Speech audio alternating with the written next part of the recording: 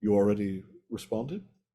I have given my permission. My goodness, We're all good. that was very prompt. I have to avoid one evil temptation is that sometime in the course of this conversation, I'm very likely to want to address you as me old China or something like that. And that's got to be a joke you've heard perhaps a billion times.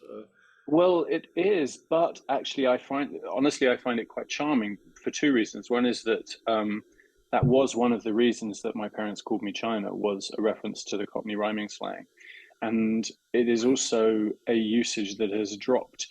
Rhyming slang, as you doubtless know, is still alive and well, but that particular one has Right. essentially dropped out of all usage. So, unless you're my age or older, no one knows that one. So it's well, frankly, that you're an American who knows rhyming slang at all is unusual to me. So yes. So Well, please feel free. East Coast British diaspora. My Right. family got here in what 1635 on both Right. sides in Maryland, and yet, like all ethnicities in America, they always kept a link to the old country. The old For country. me, yeah, which for me meant watching a lot of films with Margaret Rutherford in them, Okay. or Richard Green playing Robin Hood. But so yes, Ealing Studio Films. Okay. So Right. yes, in a sense, that particular usage is probably more current for me than it is for anyone in England at the moment, because Almost certainly, yes. So we can leave it as a mystery for those who can be bothered to look it up to find out what it means, if you like. yeah, I'm not liking this effect of my background, but I'm just going to give up on it, not worry about it. If I sit at this Okay. angle, I can hide the disruption. So let's move on. You are China Miéville, and many people watching this will know you much better than they know me. So you've written many Doubt that very much, but that's very kind of you. widely, well, I mean, you're widely read. Would you say speculative fiction, weird fiction? I often hear it used for what you Yeah. do. New weird, which Yeah. I, I you know, used to be more kind of invested in the in terminology. I mean, it sort of depends who's asking. I certainly I'm very sort of happily and unabashedly writing in a science fiction speculative tradition. So if someone doesn't know anything at all about the tradition, I would probably say mostly science fiction and horror. If they know a little bit more, I might say speculative fiction. If they know a little bit more, I might say weird fiction.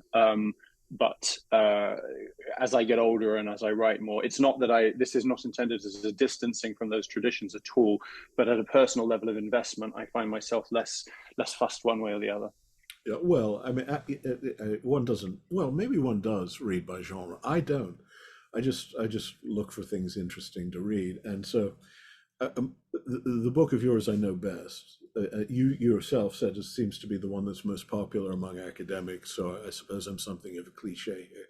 Is the city and the city, and that's not real. I mean, that's not science fiction. It's an alternate world, but I suppose you could call it fantasy. But I just think of it as in a sort of tradition of surreal Middle European, Eastern European fiction, which I know you've told me you're very partial to as well, and it's simply I see it as a lovely sort of fantasia on that style. It wouldn't occur to me to think of what genre to put it in, but I know Yeah. other sort of things to associate it with.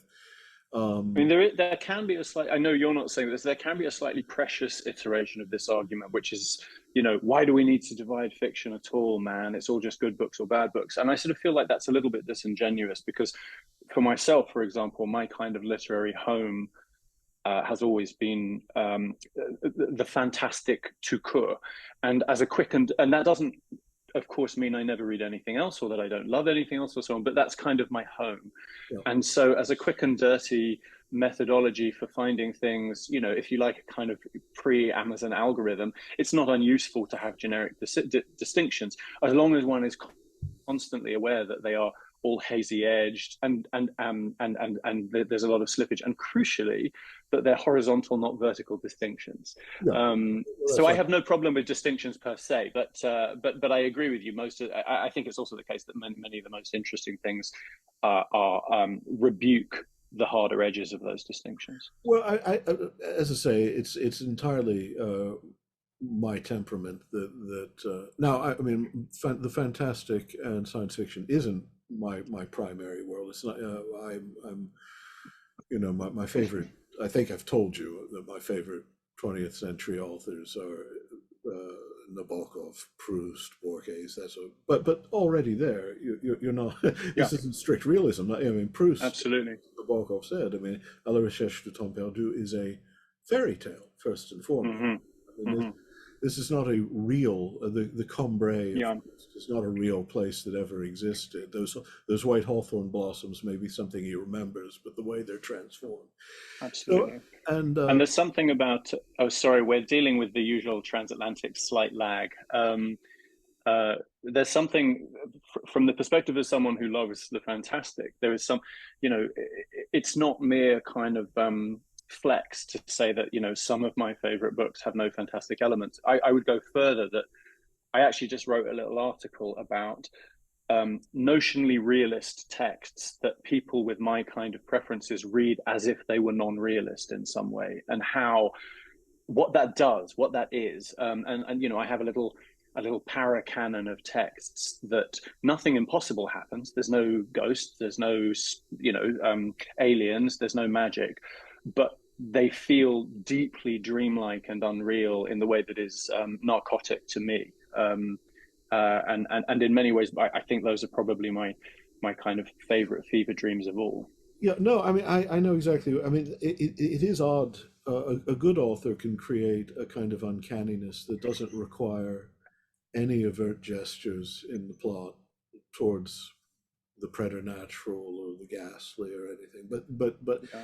I think you and I both admire Clarice Lispector, for instance. Mm. Very good example, to my mind, of an author who, even when she was in describing everything that she well that she also describes things that are kind of grotesque and ridiculous as well, but she had a habit of creating an atmosphere of the unreal, the more real. Her descriptions, I don't know how else to put it. Yeah.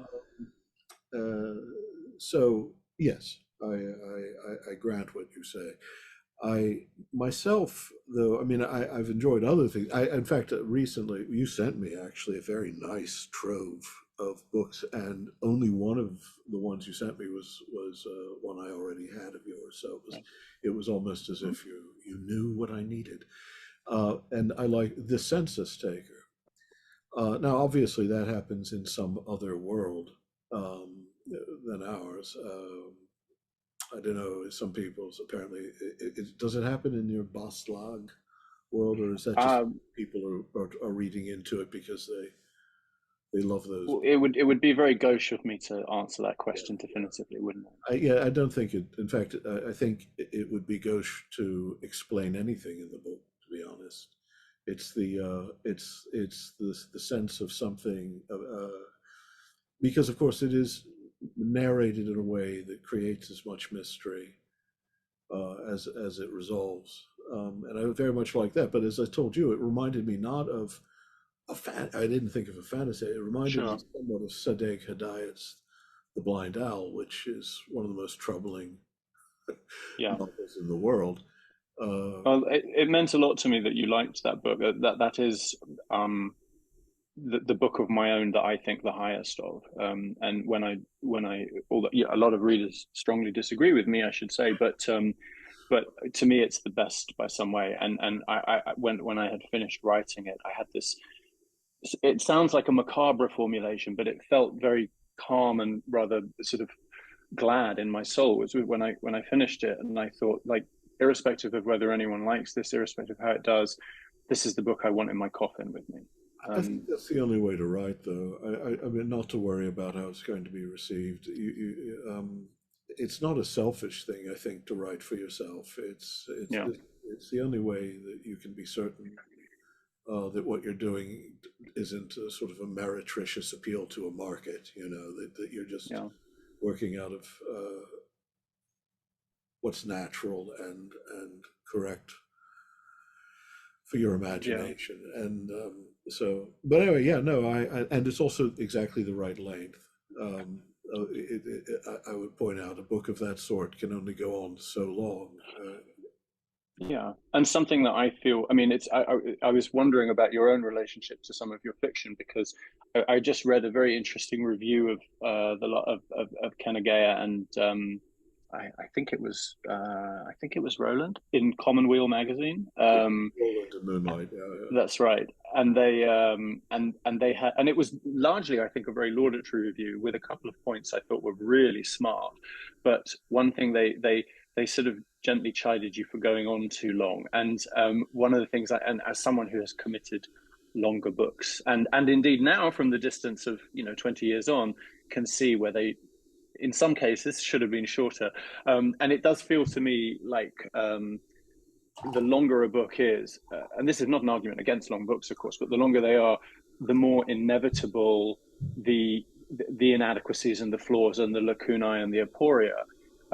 Which is why, to me, even if I love a 10,000-page book, like there's something about the perfection of a really excellent short story, up to the length of about a novella, that Well, can have a seamless perfection that the best novel in the world can never have. no, and Henry James said that. By the way, he talked about. Of course, he put it in a Jamesian way, the blessed Duval. He couldn't just say, I like writing novellas. Yeah, But you yeah, wouldn't want Henry James just to say that. It would be a disappointment.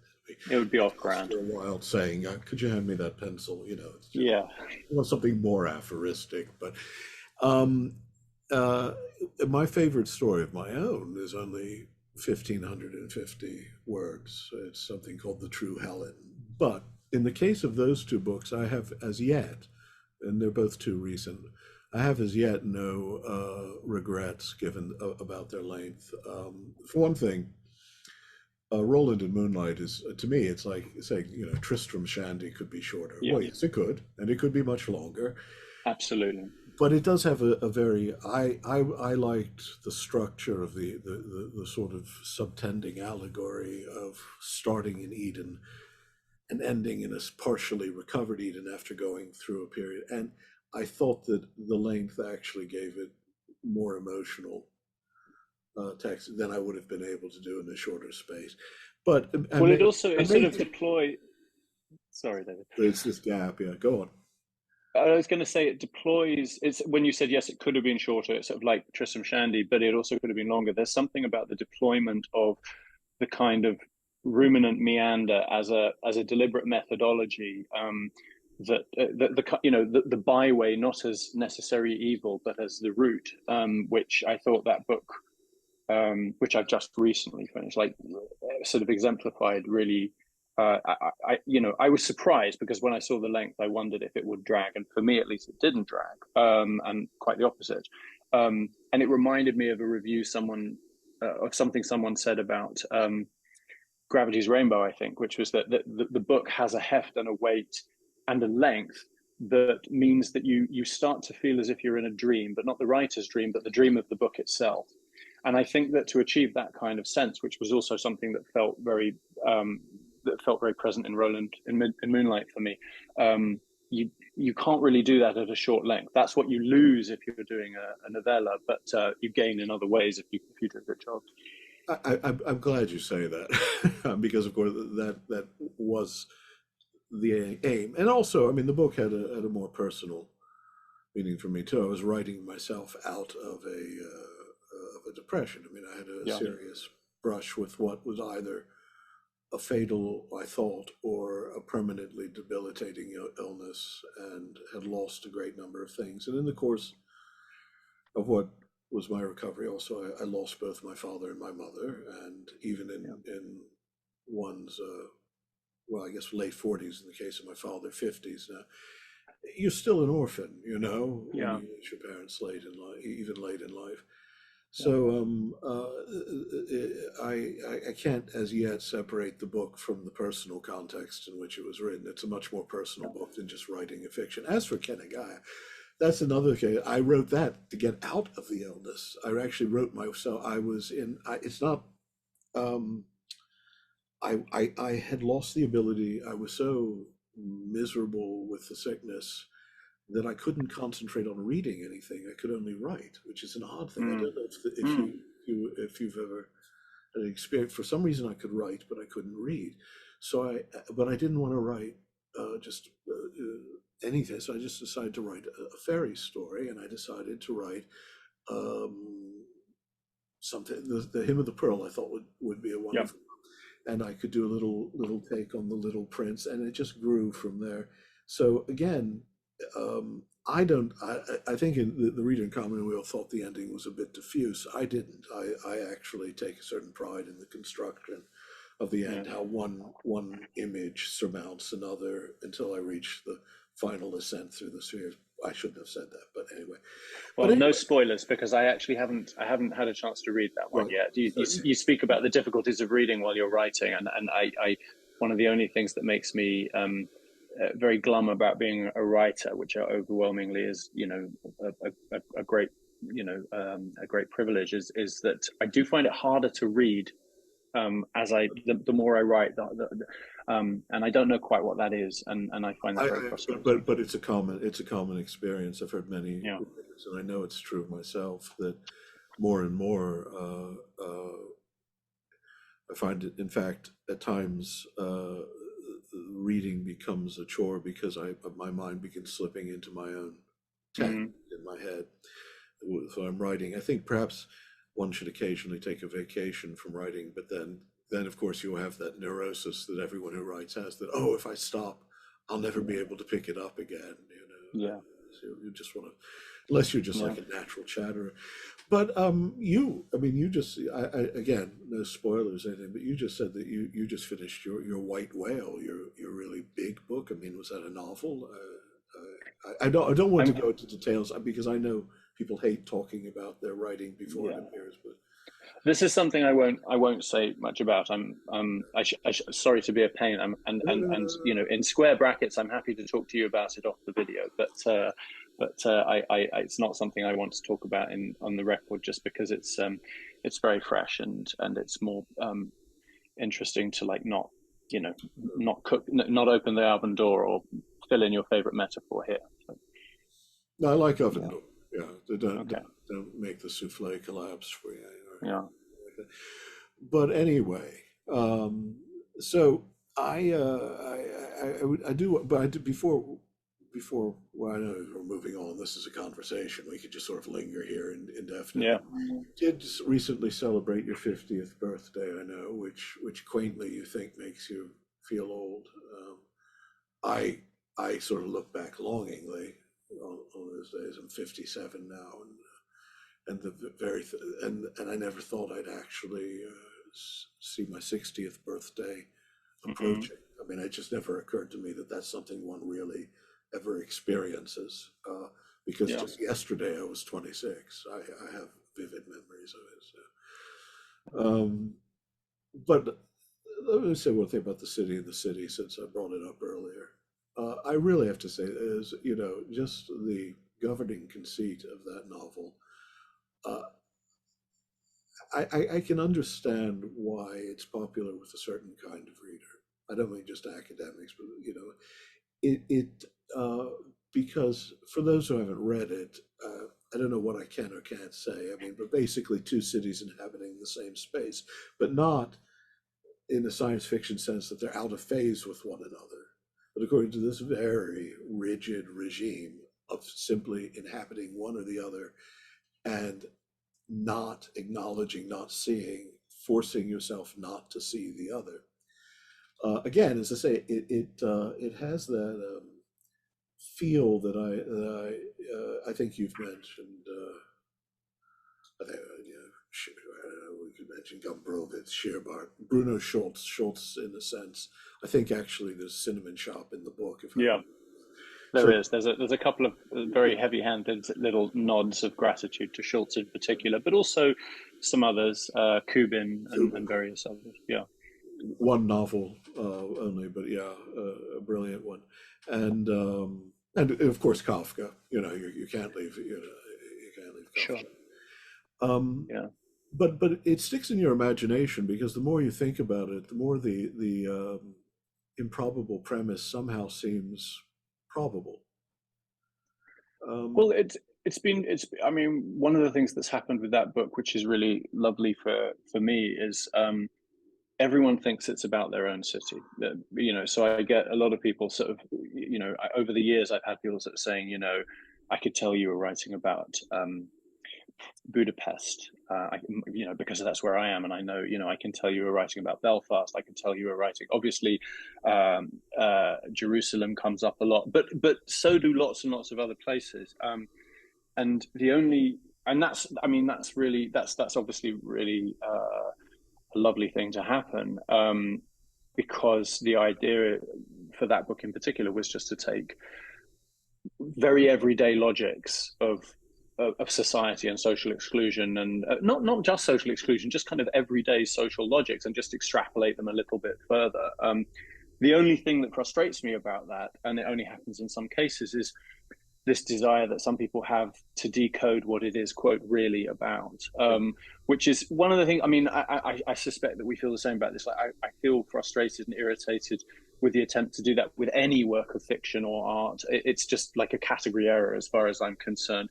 And there's no way to intelligently respond to it, because if you simply say, no, that's not right, you sound like you're in denial. And that's not quite what you're saying either. That's, you're trying to say, like, if I've done my job, then this is precisely not reducible to, a kind of a single meaning. Yeah, I've never been to Budapest, but that doesn't mean that it's not in part about Budapest, but it certainly isn't just about Budapest. And it needn't, I mean, it seems to me one needn't think in terms of cities with these strange divided histories. I mean, No. It hadn't occurred to me to think of Jerusalem, but obviously that, I just mean in general, if I visit New York and I'm at times overwhelmed by, these majestic scenes of great wealth and power, I'm sure, like, I'm making myself not see the homeless person. Yeah. There are any number of moral allegations attached to the book, and it would be actually catastrophic to reduce it to a single sort of unilinear allegory. It's about Jerusalem. That would be, obviously, but as you say, it's not about Jerusalem. Well, quite. This is one of the. I have not historically got on in particular with Tolkien as a writer, but he does have that lovely line about having a cordial dislike of allegory, which I feel is my feeling about things in general. I'm very, very excited by metaphor, precisely because metaphor is always unruly to some extent, including to the wielder or creator of the metaphor. And allegory to me is mostly exciting to the extent that it fails as allegory and starts to mean more than one thing. So I like a failed allegory, but a successful allegory normally leaves me very cold. Yeah, no, I know what you mean. I'm not a Tolkienian myself, though there are many things I like. I remember being a boy and very much liking the feeling of being taken away when he describes sort of dark places and glittering gems and things like that, and that sense of deep time. But other than that, that phrase, that is the one thing that I have taken away from is the recognition that writing an allegory is an incredibly it can be an incredibly sterile exercise. I mean, also as a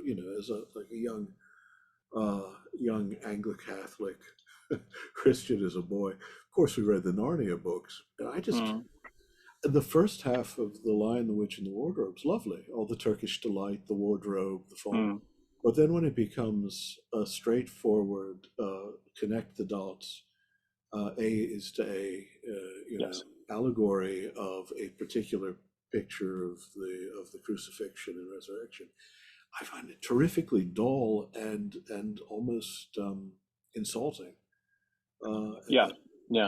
As a kid, when I read, I'm sure this is not an uncommon thing, I read Animal Farm without knowing any of its, etiology or history or something, and really enjoyed it because who didn't love talking animals? And then I had someone explain, so and so is this, so and so or something, right? And the kind of crushing, deadening sense of reduction that I felt, and I sort of fell out of love with the books. So I had exactly that same experience. So I know exactly what you're talking about. I read it. I must have been 9, and it was wonderful. It was sad, but I picked up the moral at the end. Absolutely, yeah. I understood that the oppressed had become the oppressors and Yeah, all that. yeah, it was still a political book. Right, but as soon as I could assign specific human names to their animal masks, then suddenly the Yeah, masquerade had been ruined for me. I said, "Oh, I see. You're the one hiding behind the pig mask." Well, yeah, you know, so right. Um, but anyway, no, I mean, I think that that's the city in the city. I think, and not, I'm not trying to slight your other books. I'm just saying that the richness of the non-allegory allegory there thank you. sticks with you. And now of course, and it's one that my I have a very talented writer nephew named Addison Hart. I also have a brother named Addison, and the two often get confused online. Mm. But and and he said, it's an idea that Borges might have had, except Borges would have written an 8-page story in which he told about the book.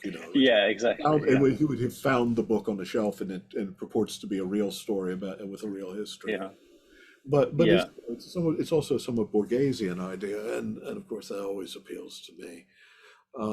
Now, but you don't just write fiction. I mean, I think actually the occasion of our even knowing one another personally is well, it was you sent me the English edition of your most recent book. For those who don't know, and I'm sure again all just about everyone watching this knows, you're a political activist, you're a political essayist, a political philosophical essayist. You've written a history of the Russian Revolution that's actually much more readable than most histories of the Russian Revolution. Somewhat more readable than Trotsky's, I have to say. Not. Well, it's shorter. It's a lot shorter. A lot shorter, yeah. And your most recent book, actually, I have two editions. There's the English one you sent me, right? Hmm. With the very nice postcard you sent me as well. You're a very punctiliously formal and courteous man. Very nice. But also and the American edition that's just come out, a Spectre Yeah. haunted. As I point out, though, this cover, I kind of like the way it reads because it does look like it's saying a specter haunting China Miéville. Because Yes. the moment I Wh- got this, I saw it, and I thought, just poor fellow, well, I mean, it feels constitutively reasonable. I mean, I think, I have the kind of deep structural melancholy of the haunted, like so many people my age. But I think that, I mean, honestly, I didn't, when the design first came out, I pointed that out. And I think that the design, I mean, I was amused by it. I don't mind one way or the other, although I'm mildly piqued that I know more than one person who does think that is actually technically the title of the book, which just feels ridiculously self-aggrandizing to me. But I think that the thinking was that there was something kind of vaguely amusing about it or whatever. So yes, it is a before I noticed what the picture was or the subtitle, I just thought, is this an autobiography written in third person by a person who writes fantastic fiction and therefore has written it as the terrible tale of a specter literally haunting the old. Well, I sent it to you because we're being facetious, but I had just read The Experience of God, and it loomed very. I found it very powerful and very. It had a big impact on me, and I'd read bits and pieces of your work online and so on. And although you're not cited explicitly in that book, there. I suppose, I've been increasingly interested in the sense of the numinous. I shouldn't say increasingly interested because I've been interested in that for years, but I've been increasingly consciously interested in it. And obviously some of the stuff in The Experience of God sort of dovetailed a lot with my reading of Rudolf Otto, who's someone who's also been very important to me. And so it wasn't, I mean, partly as an admirer, I wanted you to have a copy of that book. Partly there was this, I suppose, to some extent, counterintuitive overlap. But I think what tipped me over is when you published your. I get the impression, shocking to many, sort of note about sort of outing yourself as a lifetime member of the Democratic Socialists of America. Well, not lifetime member, but a member. Yeah. I beg your pardon, but as a fellow member, uh, I was very pleased and slightly amused by this, amused by the reaction, I should say. And so that was the point at which I'd been sort of reading your stuff and thinking, oh, it'd be interesting I'd love a chance to sort of chat to this person. And that was the point I thought, well, we are comrades in the same organization. So for those overdetermined reasons, that's why it found its way to your desk. Well, I've never called a man Tovarich before, but you have more of a Marxist pedigree. I'm much more in the Christian socialist tradition, which I think in traditional Marxist circles would have been considered somewhat retrograde in it, or I don't know if I fit in the form in the category of bourgeois socialism or not, because I've become less and less theoretical as I've aged and more just concerned about the practical realities of the current situation. But yeah, no, I in America that is outing yourself, isn't it? I mean, the thing is, I always thought it had been obvious. It wasn't a surprise in the academic world. Let me say, the people who read strictly my academic works were not under any illusions. But I did write for the journal First Things in its days when it was dominantly a neoconservative editorial, but it regularly published people like me and Paul Griffiths and even Stanley Fish, in just one article, who were not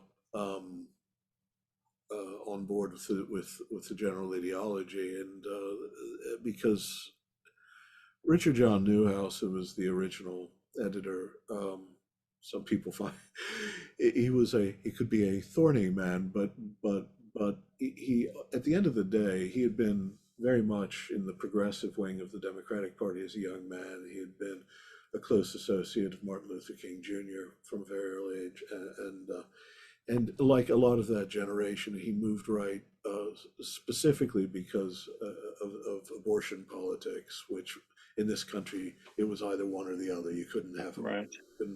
Because the history here wasn't of a history of legal accommodations.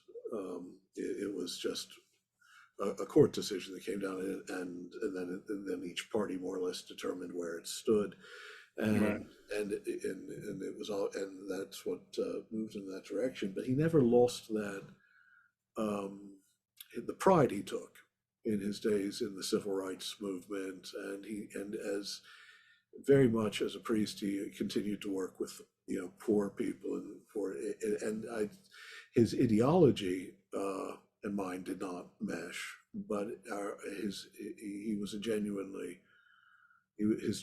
moral concerns did in many respects, and he was quite happy. He would make jokes about the pink flush of certain of the things I wrote, but it never. Was there? Do you mind? May I ask if there was a surprise when you wrote your thing about being in the DSA? Were you surprised by the reaction from those, the depth of horror that came from some places, or did you know exactly this was happening? I've been an American all my life. Right. I didn't. It hadn't occurred to me that there was such a gulf of knowledge between my academic and my public writing. But now that I think about it, it makes sense. I mean, how many people pick up, a guild journal on patristics? So it's just not.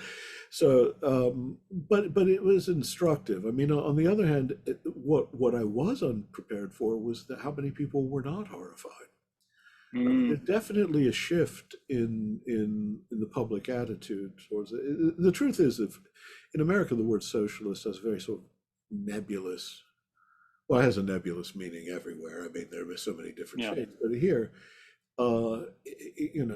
there was a time when it was not, it was, in the days of the New Deal,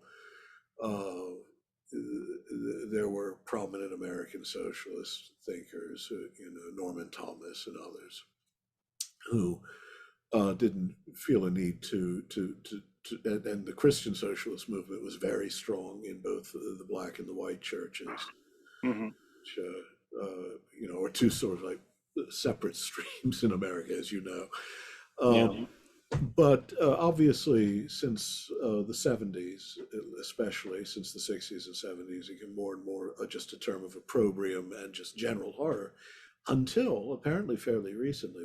As I say, what surprised me actually with the number, especially of my younger readers, Mm. not only was it inoffensive, it was a relief for them to discover it.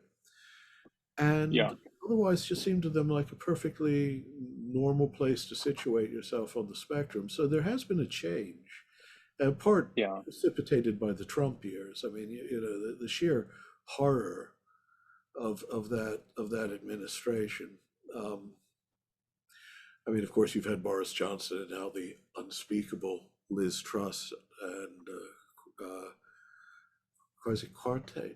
You Well, know, as you quite saying, yeah. yeah, you know We him. overlapped. We overlapped. I think it would be tendentious to say that we know each other, but certainly we have been in the same room and exchanged cordialities and so on. Just as a detour here, are they trying to be Bond villains? I mean, I've never. I mean, it's as if they're going out of their way. I mean, the sort of the Trump administration used cruelty Yeah.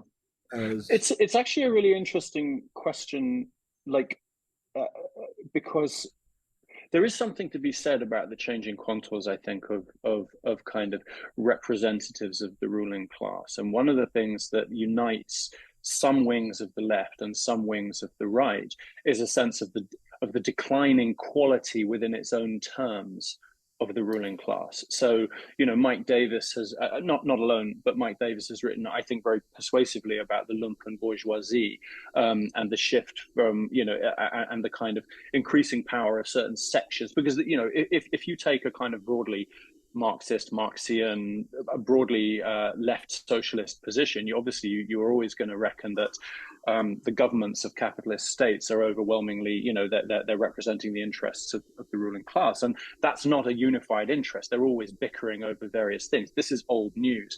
But what's really interesting, I think, in recent years is as I say, within their own terms, if you come from my perspective and maybe your perspective, like clearly they are, ethically, some to varying degrees monstrous. But what's also interesting is they've become much, much worse at their own project.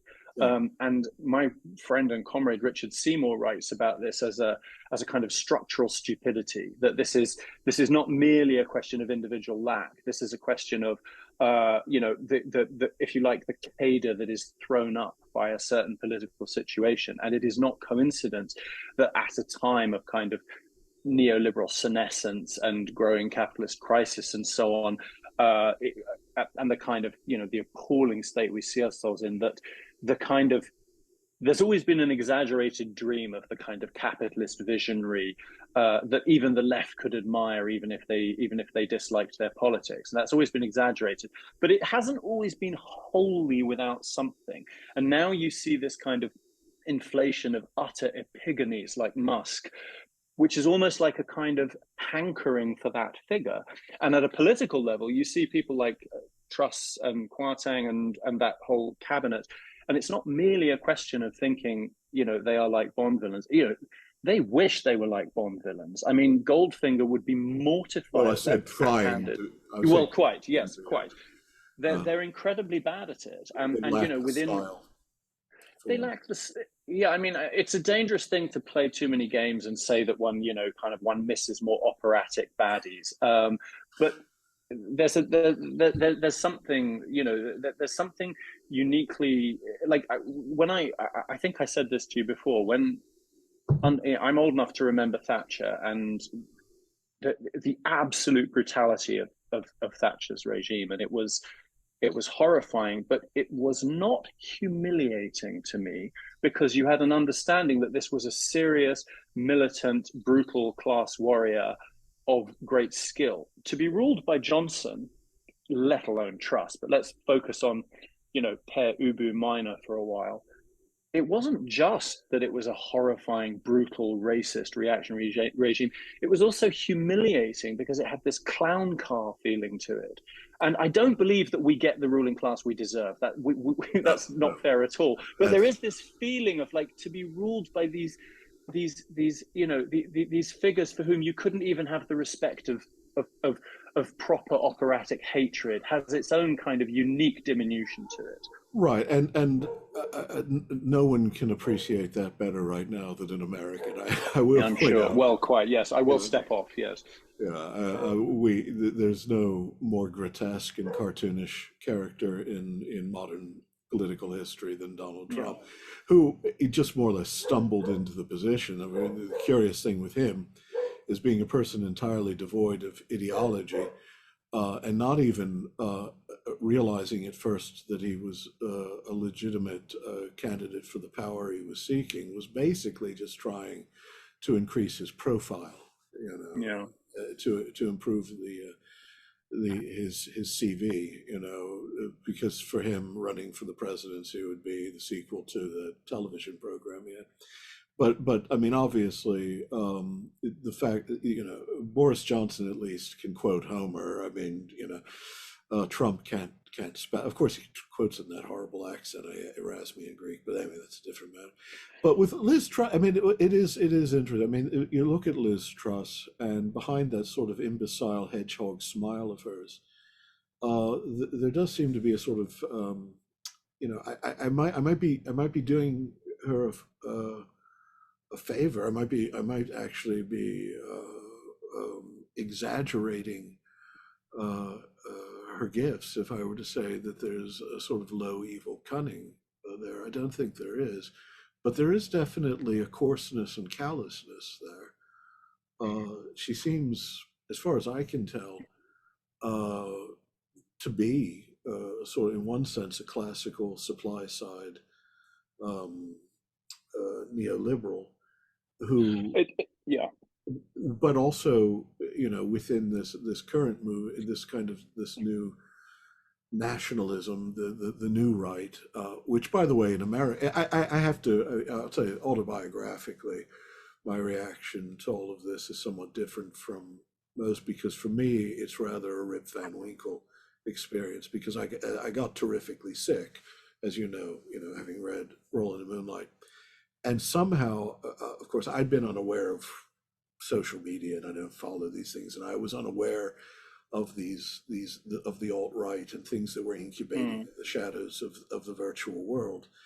And so when I was just coming out of my illness and I heard that Donald Trump is running for president, at first I thought this was a joke. Yeah. But I was certain it couldn't possibly. I mean, I was sure it would just be crushed by anyone, that there was no. My entire world sort of shifted, it was as if I'd been asleep and woken up into an alternate reality, because we've always had a right wing, obviously, in America, but we didn't have a European right wing. Right. We didn't have cheerful fascists in bespoke suits speaking complete sentences, and Or taking the premiership of Italy. yeah. Well, I'm at this. Obviously, this is not just an American problem. Yeah. Meloni, Marine Le Pen, just Yeah. missed by that much. There's Orban, Putin, Erdogan, if you want to stretch across the Caucasus. But I still was completely unprepared for this kind of right wing in America, because just as America is innocent of socialism, so I thought they were innocent of this kind of well-toned fascist, racialist, high nationalist politics. This was something new. I'm used to thinking, the typical American racialist is a fellow with four remaining teeth in a garage in Alabama, meeting a Klan meeting, he and four guys getting together. That's the picture we had in our head. I mean, there's always been. I mean, obviously, it's a fairly obvious point, I think, to mention that much of the the polite, in inverted commas, structures of American capitalism and the greatness of democracy, etc., etc., is constructed on, no less brutal white Sure. supremacy. But it was Yes, and tactful. absolutely. Well, and I think there's a certain disavowability to which is becoming to another wing of it, which is becoming harder and harder to sustain. But what you say about having your world shifted, I think there's, for me, there's two elements of this, which are, because obviously you're not at all unusual in that, and I'm certainly not saying, oh, I knew it was going to happen at all. But I think there are 2 points about that are really important. One is, for me, again, coming from the kind of tradition I come from, these things can't be considered in isolation from the kind of broader social and political currents. So I do see Donald Trump as, in some way, obviously there's something remarkable and sui generis about him, but I do see him very much as a symptom of a moment, a moment with which the mainstream Democrats are completely complicit. Now there are certain, So, yeah. I've No, I never, know. I've never belonged to either of our the two Understood, wings understood. of our one reigning political party. Yeah. But I think that that's a point worth making, because there are a lot of people who, particularly given that the mainstream Democrats, and I make some exceptions for certain honorable people that we can all think of, push very much this narrative, which is that there is this kind of this polar distinction between them, and that they have nothing to do with this awful pathology which has been thrown up. And it's just vital to push all the time at the idea, not only that their part in this kind of 20 to 30 years reign that ended up in Trump, is absolutely inextricable, but also that they have 40, okay 40, yes, 40 but years. also Yeah.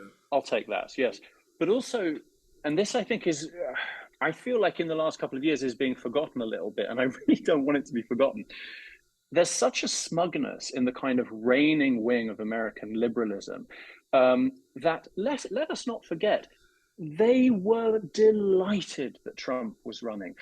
Once they started to think he might win the presidency, literally, you go back online, you can find these crowing articles about how this will mean a lifetime of Democrat leadership, and this is the best possible thing, and this is a clapper, and so on. And again, I'm not saying they were foolish and we were all wise. What I'm saying is, this level of kind of collapse of political analysis that got us to this, where they were initially saying it wasn't possible he'd be chosen, then saying it was fantastic that he should be chosen because it would be really, really great for them, and them now saying in kind of stentorious tones that this is a terrible, grave threat to American democracy. These are three different iterations of the same structural ignorance put forth by a certain kind of very smug mainstream liberalism that refuses to question its own complicity in the dynamics that got us here. Well, listen, when I say 40 years, I don't mean going back to 1980. I mean going back to 1976. Love the man. I honestly, it was fun. But the whole Southern Leadership Council approach to trying to make peace with the investment class and turn the Democratic Party into a prosperous middle class party, Yeah. that was the beginning of the disintegration of the union movements within the Democratic Party. It's not, and both parties. What amazed me, I mean, this I should have seen, but didn't, because I was thinking in purely cultural terms of the sort of conservatism, the sort of liberalism, the sort of indiscernible difference between the two at times that I'd grown up with in this country, is just how thoroughly both parties had abandoned working people, abandoned the actual, simple things to just the public weal, like infrastructure and the social safety net, but also we're quite both parties to collaborate in the exploitation of poorer labor markets. I mean, even the term labor market still has an insidious moral resonance, and simply assume that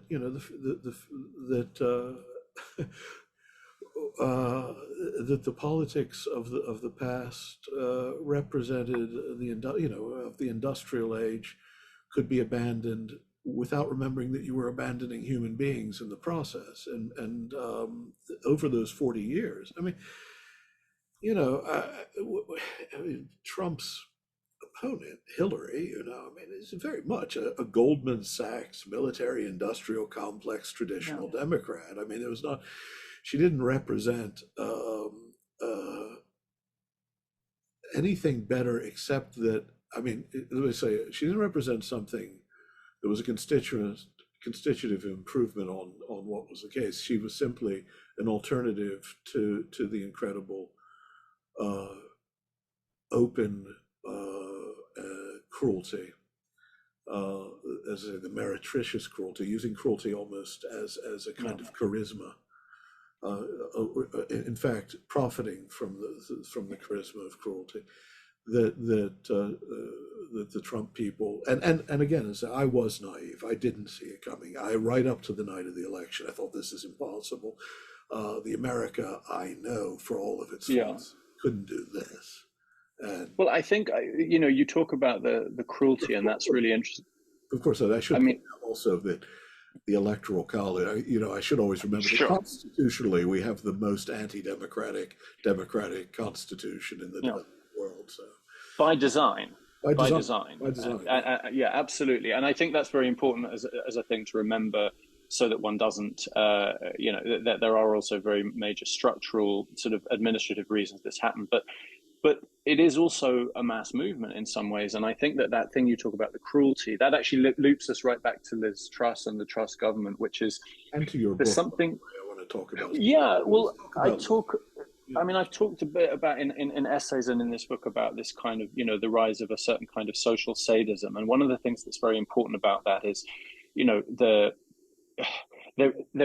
there is a difference, but a continuity between a disavowed sadism and an overt sadism. And one can say that at a social level I'm talking about, and one can say that it's complicated to say that one is straightforwardly better than the other if the disavowed sadism is part of what allows the overt sadism to rise. And this is, so Hillary, I mean, I'm hardly the first person to point this out, but Hillary and her comments about super predators and the support for the war on drugs and all these things, which is a kind of disavowed sadism because it's only affecting working class Black people, is part of what gets you to a situation of overt sadism being celebrated. And I think, while I do want to stress that continuity, I also want to stress, I think, the distinction of the current epoch as an epoch that I don't remember such overt, celebrated, official social sadism. And you have a kind of absolutely metastasized version of it in the States. But we have our own follow-on. So just like yesterday, one of the reasons that, Suella Braverman, I don't know if you're familiar with her, who's our Home Secretary, who is ferociously right-wing and genuinely scary. One of her, in her support for Truss's tax proposals, which are, as you know, deeply regressive and punitive towards the poor, she very explicitly said, like verbatim, she used these words, that when it comes to welfare, we have quite enough carrot. We need more stick. Like we need more. Like this is, the Home Secretary of the UK is overtly arguing for brutalizing the poor. Now, of course, she would contest my reading, but that's what she's saying. That's what she means. That's what she wants, and that's what it's a metaphor with with a venerable history. I mean, right. You know what it means. And I hope this won't sound. Oh, sorry. I thought the stick was a peppermint stick. I didn't. Right. Let's not pretend we're children. And I think one of the things, this actually brings me back to some of your work, because one of the things, as you know, I think, I don't come out of a faith tradition, let alone a Christian tradition, although I'm deeply interested in it, and very respectful towards such traditions. But one of the things I was very struck about in your work about universalism, we've talked about this in writing, is when you talk about the particular wing of the people who argue against your universalist position, from the palpable sense of longing that they should be on one side of a rope from which others are excluded. And there is a very strong wing, like this reminds me of Corey Robin's reading of The Reactionary Mind as, a response to movements of liberation and equality, that this is not like a defense of property as an ethically good thing, which has the unfortunate byproducts of, inequality. The inequality is the point. yeah. The desire is to have something that other people don't have. And I'm, on the one hand, I'm very anti-moralist, and I'm very loath to sort of say, I really don't want to go down a road of saying, conservatives are all bad people. That's the political difference, because The obviously I truth don't is, believe that. But I do think there is a particular structural resonance with certain kinds of particularly self-reflectively and intellectually right-wing and conservative politics, and increasing overt cruelty and lauding of of um, of wickedness, what I want to call wickedness.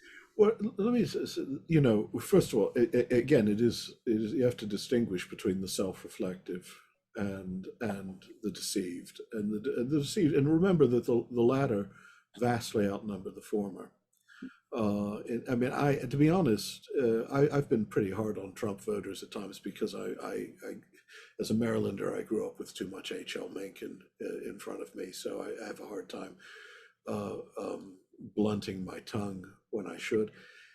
But quite often, I mean, to be honest, many Trump voters are much better people to be among if you live the way they live their Mm. lives, the way they treat others at the street level, than a lot of the people who despise them, and who there is some truth to the limousine liberal trope in American politics, that there is this sort of um, well, I won't go into that. I will say this: it is, since you brought up the issue of universalism, I can so go off on a point of my own then for a moment. It is noticeable to me that that there were those who just felt they couldn't, they can't go that way because that's not the official teaching of, say, the magisterium.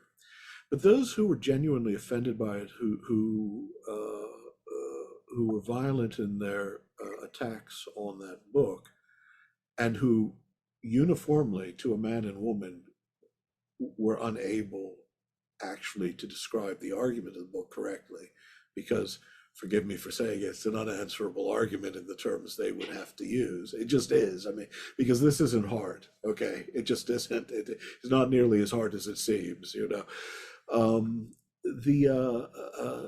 they're also the ones who are the farthest right on the political spectrum, and who advocate some of the most horrendous and hideous. I mean, people who and I experienced this in conversation. I mean, they would say things to me like, "Well, if everyone gets in, what's the point of being a Catholic?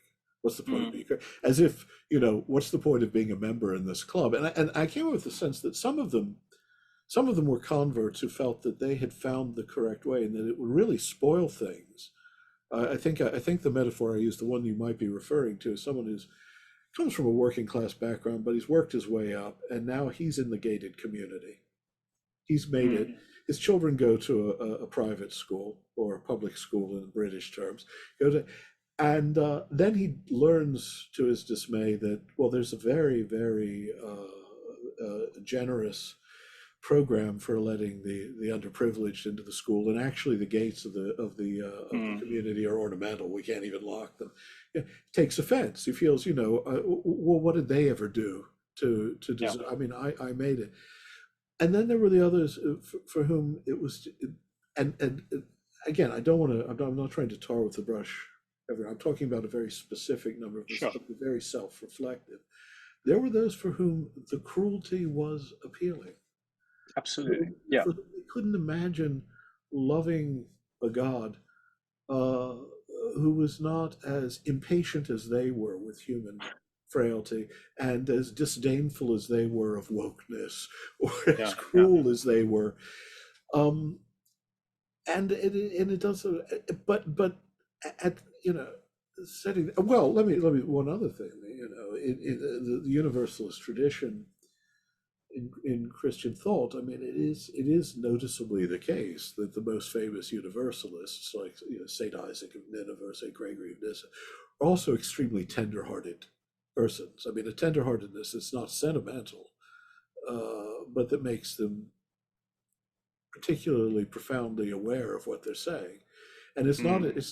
it's not an accident that Gregory of Nyssa, the most systematic and in some ways and yet somehow uncondemned universalist in the tradition at all, is also the first human being in recorded history to attack the institution of slavery. I Are you didn't aware know of that. this? That's really fascinating. The No. sermon for Lent of 379 on Ecclesiastes that I will send you a copy of. If you see the Thank you. rhetoric of it, it's rhetoric that exceeds what you would expect. What you would have expected at the time was, well, slavery is a disagreeable thing.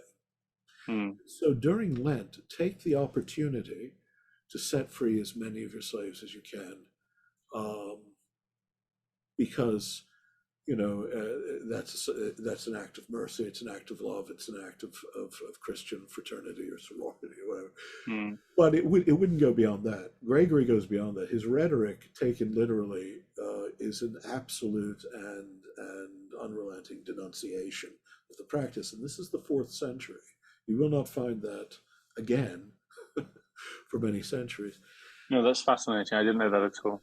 Anyway, I'm going. You can tell it's still early in the morning for me. I mean, I like to get up at the crack of noon, So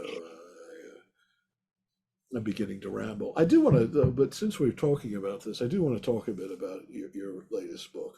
I mean, the latest Sure. published book, not the one that you just wrote, Spectre only, because one of the things that's obviously interesting about it is that I don't know exactly why you decided. Well, I do because I heard you in an interview, but I'm going to pretend I don't know exactly why you decided a commentary on the Communist Manifesto right now. But what I found fascinating about the book, with the meditation on manifestos as a genre, Mm. and the manifesto as the criticism, which you don't try or that this represents a kind of religion or a kind of religious statement or kind, um, you, you know, uh, I, even before you're reading the book, if I had been at, I would say that I'd always thought of the manifesto as, in some sense, fitting a prophetic genre. Yeah. There's denunciation, there's lamentation, there's promise, there's exhortation. There's a rhetoric of crisis, of historical judgment, but also judgment that has a kind of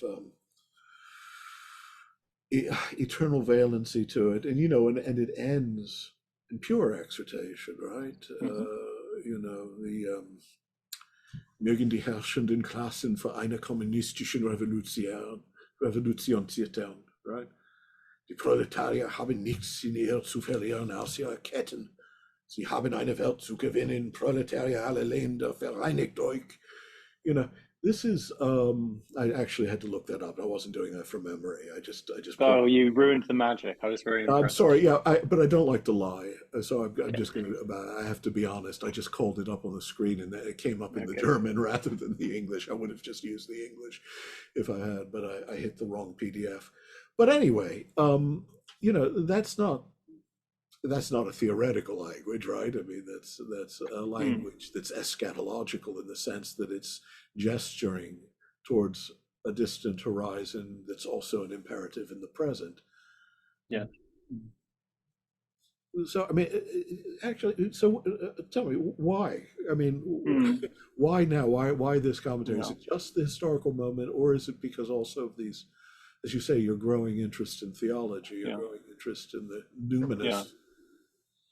Well, I mean, the fact of the book, I can't claim, I can't claim credit for that moment. It was put to me by my British editor that this would be a timely book. Well, don't admit that. Pretend there was some crushing. Well, then I did brilliant things with it that he would never have expected, and turned out, there we go. But in terms of, the two things that you point out that sort of bookend the book in a way.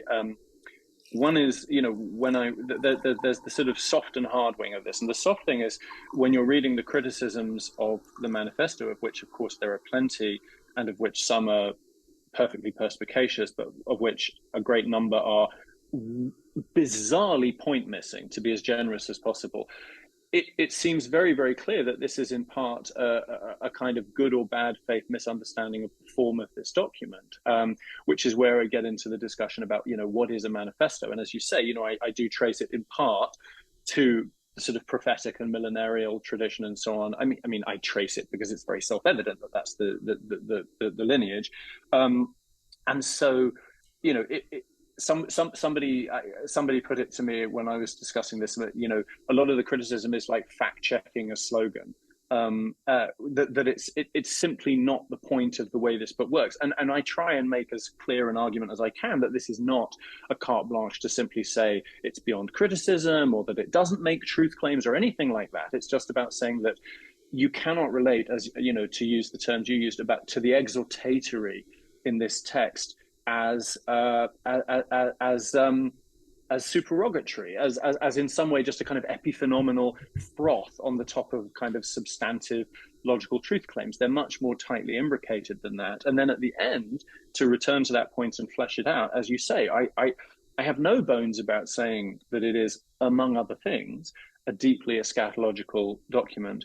And I think I have no bones about saying that, because you're right, that there is a certain traditional reticence on some wings, and I would want to be very clear that some, not all, wings of the kind of Marxist movement, about the accusation that Marxism is a religious movement, to simply say, no, it's not.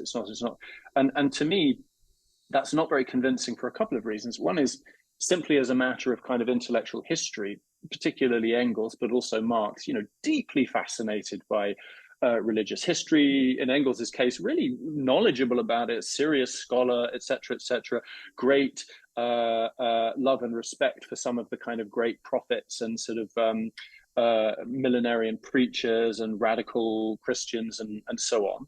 So just as a matter of kind of sociological and intellectual history, the idea that this wouldn't be a part of this soup, if you like, is totally unconvincing.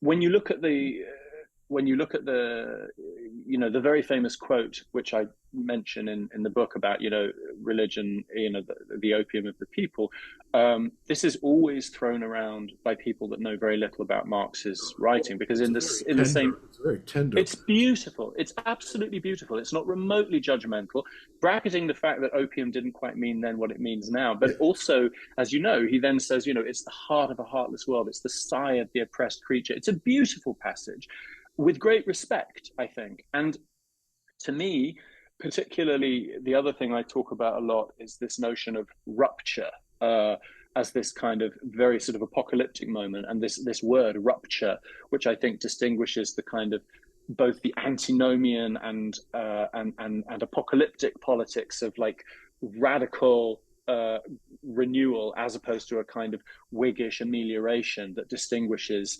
their particular kind of communism.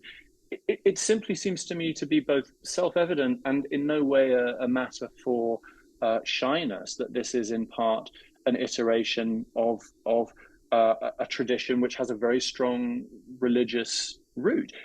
Again, as you know, this text was written on the bones of a text that Engels had just finished called A Communist Catechism. I mean, this is really not subtle, So I simply, and I think partly because I come out of a tradition of leftism that was, as is probably usual, if you like, overwhelmingly traditionally atheistic. But unlike some traditions of leftism, and unlike, for example, official Communist Party movements and so on the whole, was never either incurious or disrespectful about positions of faith.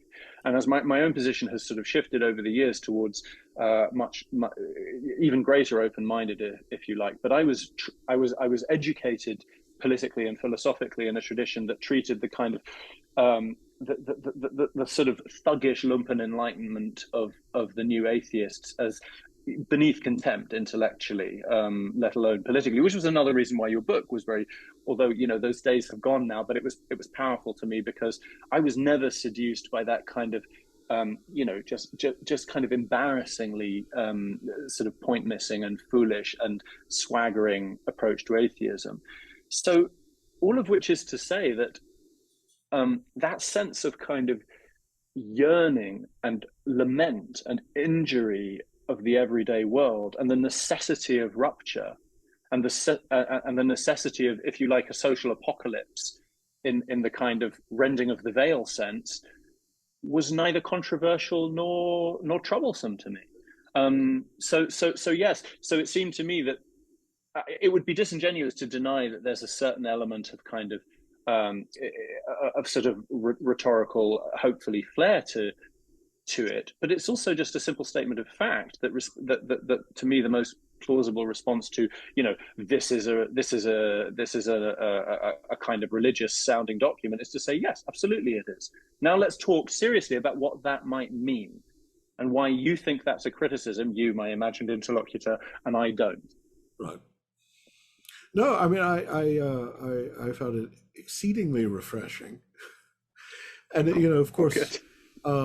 well, I wish more. You know, of course, in among Christian readers, of course, with this problem that I've tried to contribute to correcting in some quarters, uh, has been you know, centuries of learning not to see, return to the city and the city in a sense, but learning not to see what's on the page of the New Testament, for instance. I mean, you know, you pick up the Gospel of Luke, right? Well, I don't know if you do, but do it sometime. I'm sure you have. I have, yeah. We get to chapter 4, you know, the Spirit of the Lord is upon me because he hath anointed me to preach the gospel to the poor, sent me to heal the brokenhearted, to preach deliverance to the captives and recovering of sight to the blind, to set at liberty them that are bruised, to preach the acceptable year of the Lord, a year of Jubilee, meaning the forgiving of debts without time to put it in escrow. So, and I mean, the time when indebtedness of the poor in the Galilee and Judea was a crisis of but what of course then follows, and this is the revolutionary moment, is he closed the book, he gave it again to them there, and the eyes of all that were in the synagogue were fastened on him, and he said unto them, this day is the scripture fulfilled in your ears. You have to understand just what a provocation that is. You know, Right. the year of the Jubilee has come upon us now, the messianic age in which the poor are to be elevated from the condition in which you've left them is now. It has come upon you, and this runs throughout not only all the synoptics. I mean, if I wrote a translation of the New Testament a few years ago. Oh, I know. I haven't read it all, but I have it, and I'm reading it. Well, the second edition is coming out in March, so I've tried to even to make certain things even clearer Okay. and blunter. But it is amazing to me how much of the actual, and what I take to be fairly trustworthy logia that are sort of collected and synthesized, say in the Sermon on the Mount or the Sermon on the Plain, are really just you know, very, very practical counsels to the poor, for the poor, on avoiding debt, enunciations of those who oppress them, and the degree of prophet. I mean, the prophetic tradition is very alive, obviously, in the preaching of Christ. He's literally delivering Jeremiads, you know. But it is amazing. Not only is a history of translation, but as a history of learning not to see what's on the page. Right. Just how radical these statements are, especially in Luke, but also even in John. You know, the judgment is now. I mean, you know, how you respond is now. Yeah. And I have to say, of course, Marx and Engels are coming out in some sense, have the back of their mind the prophetic tradition. Yeah. You know, there's also this Christian prophetic tradition, which is the most suppressed part of Christian memory. That Jesus is actually a social prophet. You know, in this country, we have the sort of it's the powerful, current, like the Black Church movement. One reason, you know, the notion of atheist progressivism in America is almost hilarious. to be honest, because the great thinkers, the great movers, and the truly meaningfully progressive movements in America come out of the Black church tradition Yeah. and out of the larger Christian church, the Christian socialist tradition. So it would be a kind of boutique radicalism in this country. Right.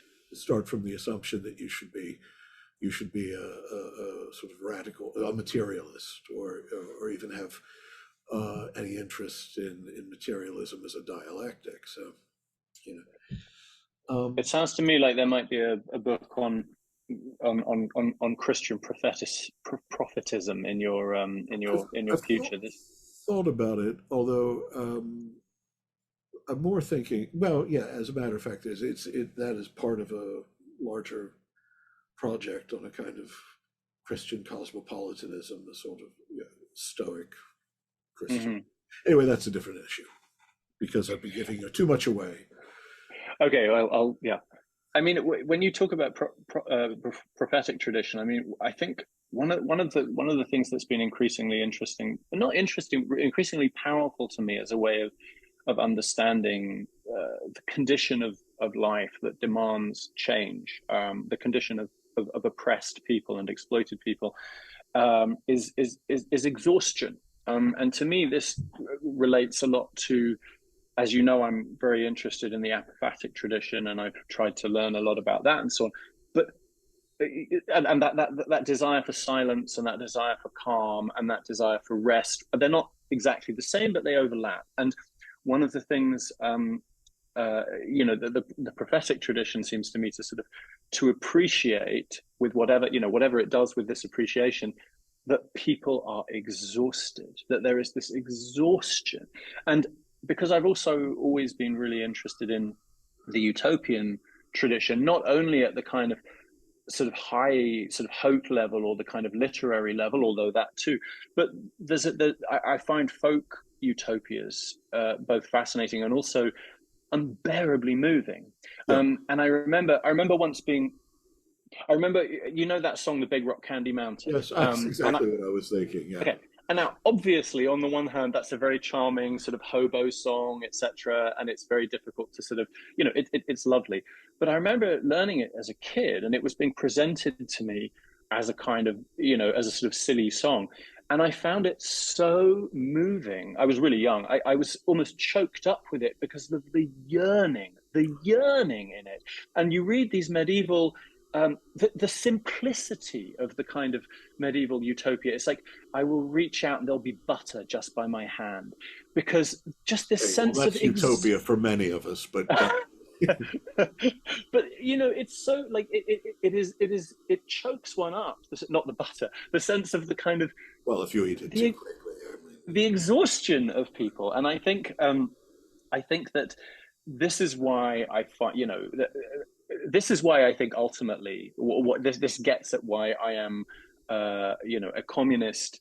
And I, as you know, I come very much out of the Marxist tradition. I consider myself a Marxist, although I hope a non-dogmatic and interesting one. But one of the things that makes me ultimately a communist, with a very open mind about how we get there and what that means and so on, is that this does demand rupture. And one of the points of this is that I think unlike a lot of people who I would consider, comrades and who I agree with on a lot, but I think I give capitalism a kind of due respect to a greater degree than they do, which is that I think it is so, it cannot be accommodated, it cannot be lived with, and it cannot be tinkered with to make it livable. Now, does that mean it's automatically going to disappear? No. But I think for someone in my position, and this again is a kind of eschatological millenarian point, I suppose, among other things, and I hope a kind of rigorous and logical one, is, according to my understanding of my analysis of capitalism, if we don't get rid of it, and that means a rupture, you can't slowly wind it down because it is in its nature that it will refuse to be wound down. If we try and slowly wind it down, you simply have capitalism, and it will always be fighting every single social gain we make. So we either have an unbearable world, or we have one that we can bear. Or Yes. or making the social gain yet another kind of commodified, Yes. or I mean, I Yes. no, I understand. I mean, it's the incremental defeat of capitalism seems like an asymptotic approach to an impossible goal. Because Yes. just, and I would, maybe so even Marx and Engels themselves couldn't predict just how vast the plasticity of capitalism is. I mean, Yeah. they're still thinking very much in an age of industrial production, and the issue is production. But of course, capitalism doesn't necessarily have to. I mean, it can. It can adapt itself to any circumstances. It can create consumption without meaningful production. It can create commodities out of what, fashions or Yeah. trends or even I'm still waiting for the day for the Che Guevara t-shirts at the Gap in the mall, Oh, I mean, I'm sure that's that that, they're we've been there. And I mean, I but I but don't but see any particular, sorry, go ahead. oh no, that's all right. Sorry, again, we're hitting this lapse of time. You're in Berlin, I should point out to those I watching. remember that. I'm I mean, what I Vienna. was going to what I was going to say was that to me, um, I mean, as you know, I try and engage with that in the book, precisely the Yeah. elasticity and dynamism of capitalism. Dynamism, even as it's a weird kind of dynamic senescence I think we're in at the moment. So it's voracious and on-rolling, but also in a kind of permanent state of crisis. And also my sense of the kind of necessity of rupture doesn't at all mean being indifferent to amelioratory reforms along the way. That's a false argument, which is sometimes put forward. But I do, and you're right. Like the way that capitalism, which again I try to argue is always a racializing form and always a form that will throw up and glory in and commodify and use systems of oppression, even as other wings of it will very ostentatiously decry those systems of oppression because it is fantastically adaptable and elastic. Um, this is one of the many reasons I don't ultimately think it can be lived with. And And of I, course, I I, mean, as you point out in the book, it has adaptability also at the level of where it can create misery and where it doesn't. I mean, yeah, the expectation that the manifesto is written with seems to be that universal immiseration of the working classes, of the laboring classes, which is not an unreasonable supposition in, if you're living in an industrial revolution mm, Britain. Um, but part of the adaptability, of course, of capitalism is its ability to create local lower middle class enclaves out of the labor class and other consumer that it can spread the misery around enough that it can seem benign, even to those who suffer the inequities of it. It's just so long as the inequities they're suffering are not nearly as egregious as are being suffered, say, in. I mean, we saw this just last week, right? Didn't we? That Giorgia Meloni wins in Italy, and we have this new movement of right-wing integralist Catholics are celebrating this because she uses the right rhetoric about, as far as they're concerned, about the family. I don't know where they get the notion that the family is a great concern of the New Testament. The sort of nuclear bourgeois family didn't exist then, and all the statements about family are like, well, everyone is my brother and sister, not just the yeah, ones that, but and also, as though clearly appeals to a racialized politics. It doesn't have to use the rhetoric of it. But she mm, was able, of course, to excoriate Macron quite accurately about the cynicism of the French political class and how they're willing to get the uranium from markets in Africa. And it's easy, yeah. you don't have to make anything up there.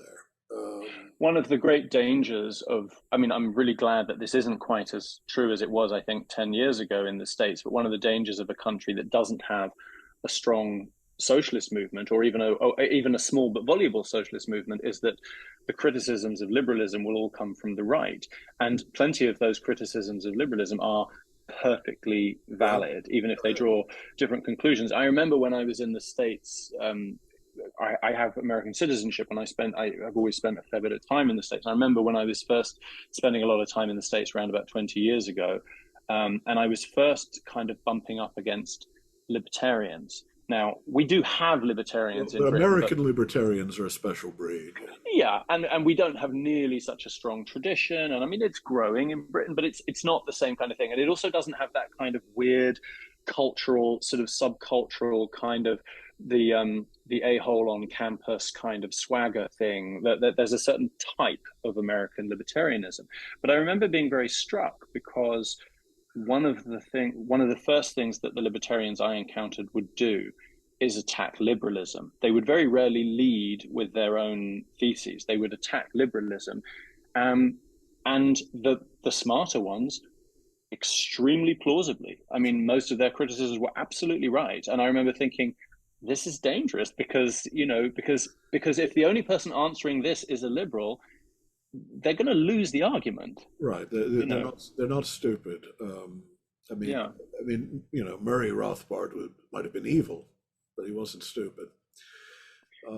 No, indeed. Well, I mean, he's one of my main interlocutors with the whole millenarian thing, and as you know, he talks about the KGE, the Kingdom of God on Earth, as being Marx's aim.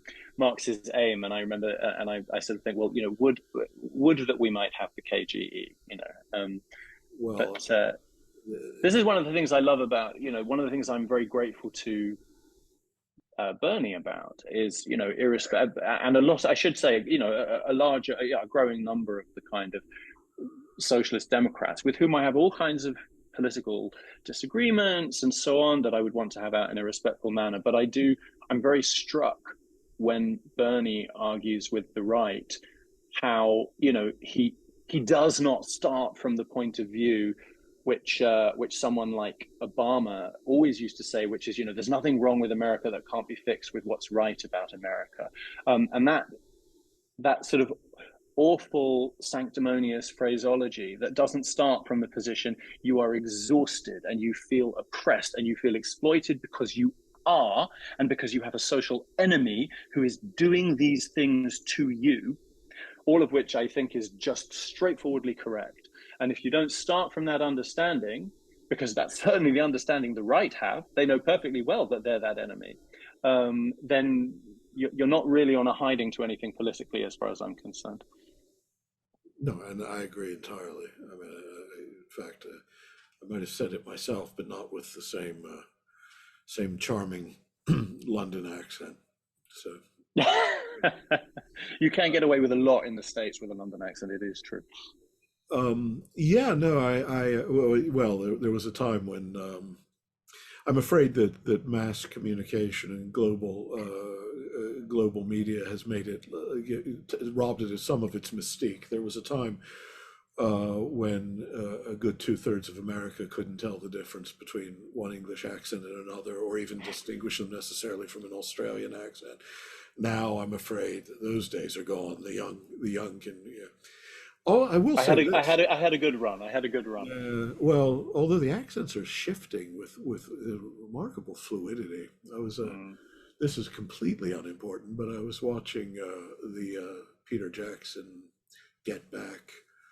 I'm just old enough to still have the Beatles as a vibe, and the accents of the people in the street are from a different age. I mean, Yeah. you talk about a real accent from the Bow Bell part of London. You just don't. You very rarely hear anything quite like that anymore. Or Yeah. for that matter, the RP, the sort of BBC third program, Sir John Barbaroli. That's really impressive. That's very well done. Yeah. No, I've actually been not watching East that. Coast British diaspora. Right. We grew up more on. I probably grew up more on radio and television from Britain than from America. Right. It's just a regional ethnic thing. So, but and of course I lived in England for my wife is English. Right.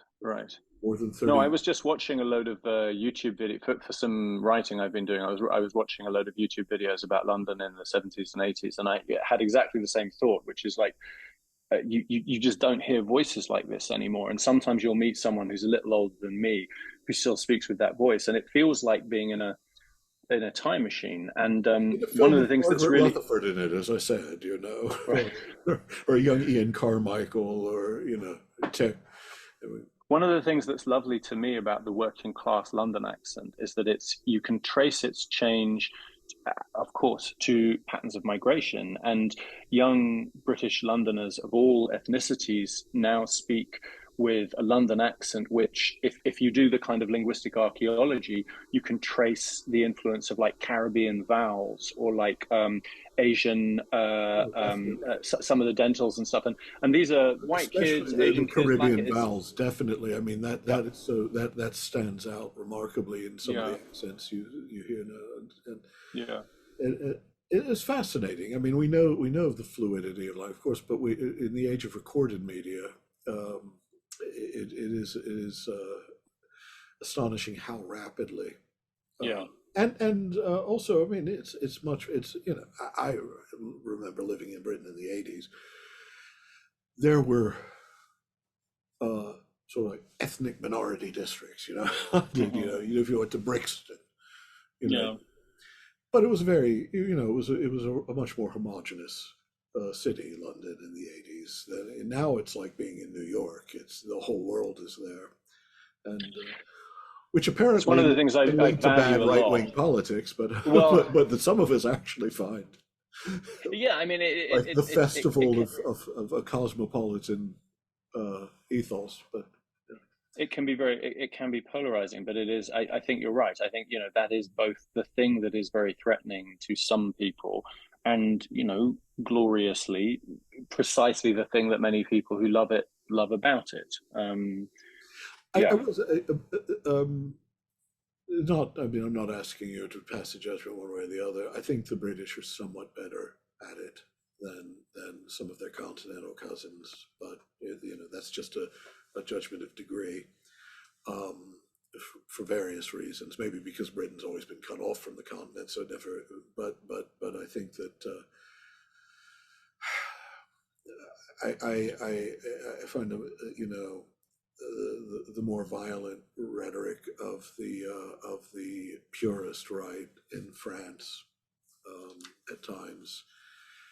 Although again, things are changing. I mean, all of these judgments are just impressions from a distance, I suppose. Well, don't underestimate the extent to which we did have a large and violent and frightening, explicitly racist, explicitly white supremacist, fascist far right in the 70s and the 80s. Now Oh, it never I'm reached, aware of that. I mean, yeah, just sure. right now, Oh, they're a I little see. Yeah. better. I don't mean that, I don't mean that, you can go back. I mean, we can bring up Oswald Mosley if you want, but I'm talking Sorry. about, Yeah. Well, within. yeah, it's a different politics, and we have a very, we have an interesting. That there's an interesting thing at the moment where Liz Truss's cabinet, the policies that she's putting forward, even with this relatively minor U-turn on the top rate of tax, is the most economically right wing. Um, Aggressive. uh, like ever, I think, in British history, I, and of I course couldn't. that also means socially regressive.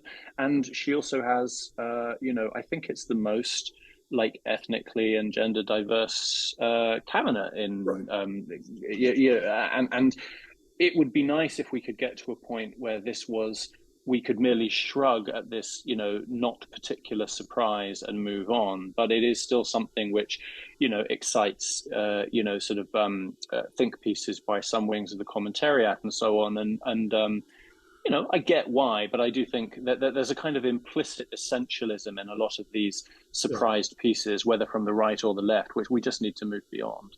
Right. No, I understand that. Um, I don't want to. I don't want to keep you past your stamina. I just realized it's been more than 90 minutes. I've just been on. I know we've been chatting away. Sorry. I I mean, really I've got loads of things written down, and we haven't touched on any of them. I wanted to talk to you about wonder and belief, and apotheosis and writing style and consciousness, but Well, throw something out there before we go. I want to feel okay. intelligent too. So I want to ask you a question, which is, I've been, one of the reasons one of the many reasons that I've been really, really interested in, and sort of circling around theology, but also more generally questions of religion and questions of faith. And as you know, the sort of Otto paradigm has been a fascination with awe, AWE, not ORE. And something you wrote in The Experience of God about, you quoting, was it Aristotle, the start of philosophy being the sense of wonder. Plato and Aristotle both, yeah. Right. And I've been, obviously, none of these categories are identical, but they are, they all overlap, which is awe and wonder. And for me, the philosophical tradition of the sublime, which is something that is very important to me and that I've, read a bit about and written on. And I was thinking recently that one of the reasons I think that I kept circling back to kind of writing either religious writing or writing about religion, or theological writing, was that in all the reams of philosophy about the sublime, what was largely lacking, and that I would be very grateful for any recommendations on, is theories from within the philosophy of the sublime about why it is that humans should feel this way in the face of these things. Now, if you're a person of faith, one can relatively easily forgive the crudeness, but sort of say, because God. And I don't mean that as a criticism. I mean, that is, in a sense, an explanation, and it's part of what opens up the conversation.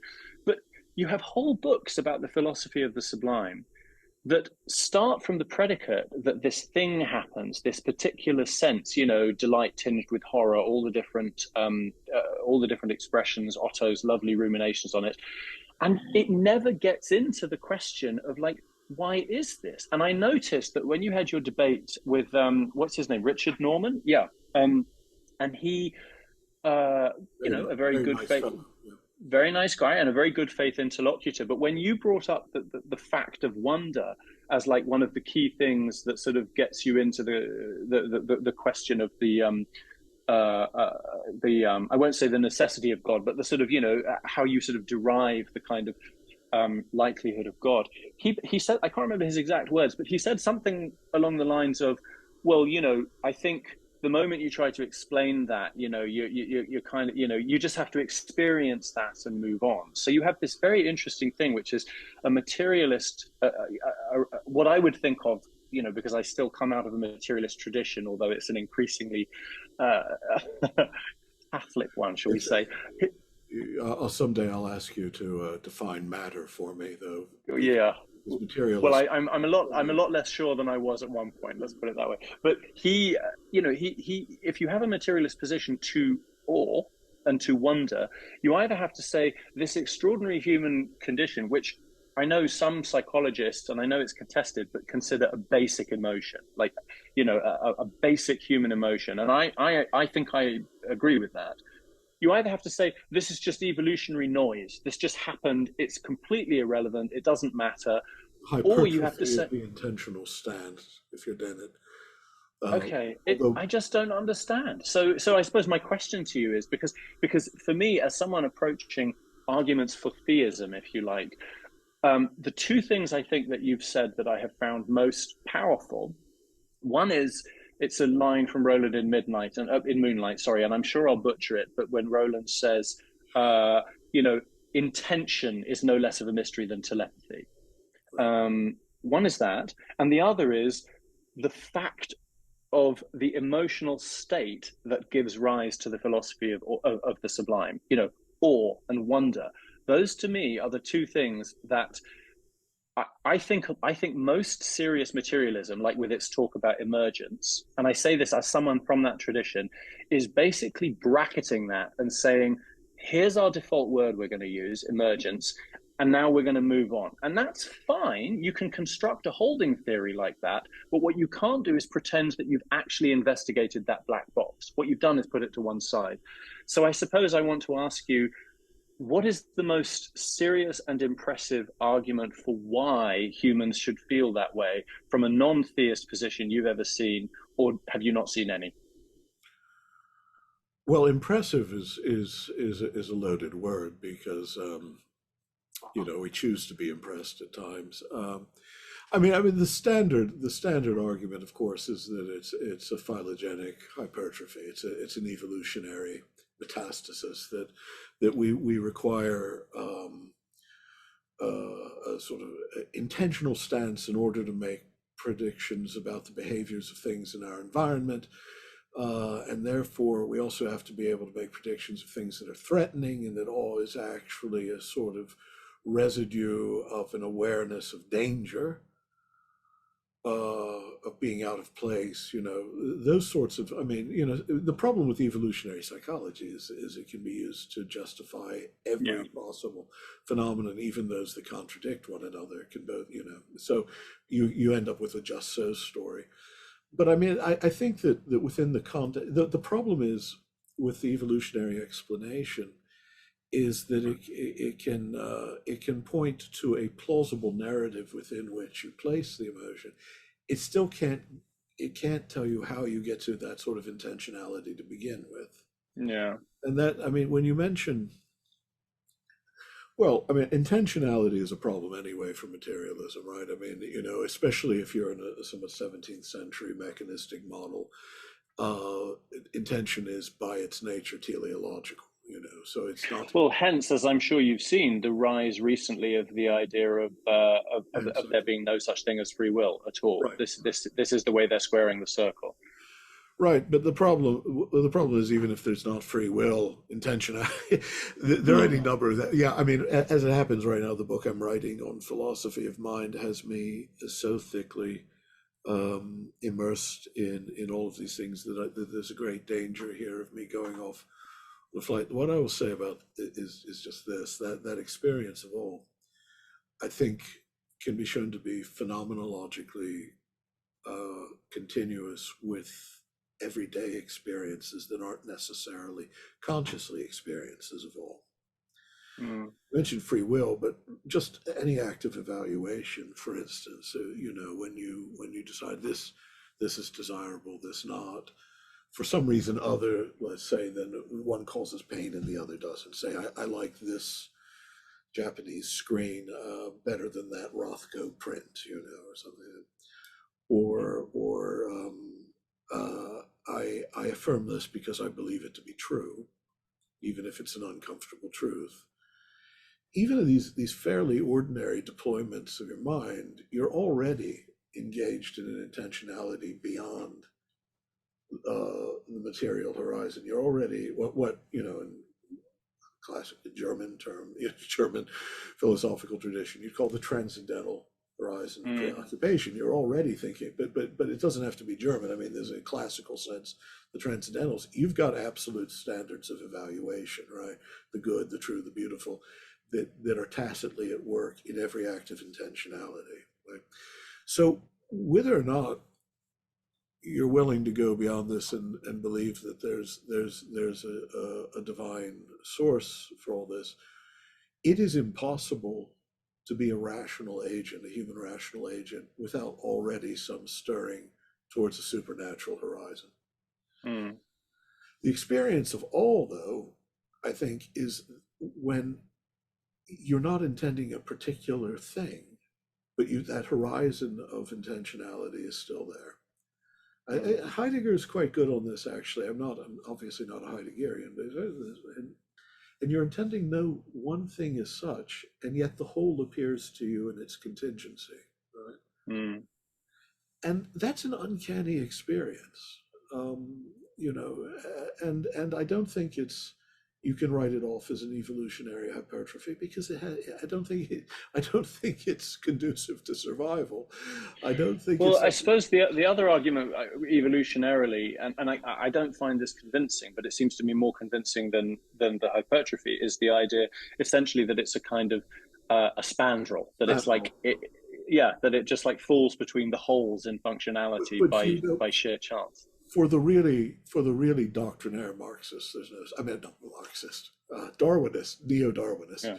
there's no such thing. I mean, Dennett won't, for instance, allow for the spandrels or pendentives or whatever you want to call them Yeah. to show up in the architecture because there has to be a cui bono explanation for anything. Otherwise, we're immediately in the realm of the epiphenomenal, and the epiphenomenal exceeds the realm of material necessity, and they're not going to allow that. And so it's all going to fit in. Well, for someone like Dennett, you mentioned Dawkins earlier. Now, Dawkins is not impressive as a philosopher, obviously. I mean, he doesn't have that kind of mind, and most of his agitations were just crass insults of people. Like, the little old lady who puts flowers on the altar, should be an object of contempt because she thinks she's making an offering of love. Yeah. But then obviously, he will reduce all this to a kind of functionalism and say that in some sense, since we don't really have thoughts, we don't really have intentions, we don't really have qualitative experiences, we think we do. And yes, that is a contradiction. But because he has this thing called the heterophenomenological method, in which he's convinced himself we only think we experience things because we report to ourselves that we experience things using an internal language. But what's really going on is a system of input and output over which we have no control. And there has to be some functional, this has to be a token of some function within the larger program. And so for him, there's an absolute. He's not a mechanist in that, but he is a computationalist. That is, that it has to have somewhere in the software. And already, to me, this is a very silly way to be thinking about thought for reasons that are too complicated to go into. He insists it has to be explicable. They can't be a spandrel because spandrels, first of all, why would the architecture for him, the architecture of evolution always has to be reductive to the best possible solution, and that's the nature of phylogenetic attrition. And but anyway, I don't worry about all that. What I always is that I think that it's easy to show the failure of the arguments for functionalism, the failure of the arguments for evolutionary hypertrophy, and all of that. It's what I think you're correct to think. What does it indicate if you're not going to be a doctrinaire materialist about it? And there it does seem, it tells us that the very capacities that I don't know if you can hear Roland in the background, but I can. I'm delighted to meet the famous. Yeah. Apparently, somebody has had the temerity to leave a package on the porch. He's 12 now, so he's just a bit curmudgeonly. So the old days he would want to go out and meet them. Now he just wants to chase them away like those damned squirrels. Is that the very structure of our rationality, whether we like it or not, of all our agency is always going to be engaged in a realm of intention and expectation. They can't be confined within the realm of material causality. The environment isn't making us do this. The environment is not causing this experience of all. You talked about the philosophy of the sublime. Burke, for him, it's just it's like a rapid nictation of the eyelid. Palpebral agitation. But all those things that they've Kant, and of course Kant sets the program. Of course, it becomes the allegory of rational freedom, but it can't actually inhabit the realm of representation. You can have the dynamical sublime. You see a vast landscape, but he realizes that intentionality can take anything into account. There may be some cognitive dissonance there, but he understands that they can't really have a representation of the sublime. And there's the arithmetical sublime, and that's a function of reason. But then you have to ask, well, if you can't form a representation of it, how is it caused? What are you wondering at? Why do you wonder at this contingency?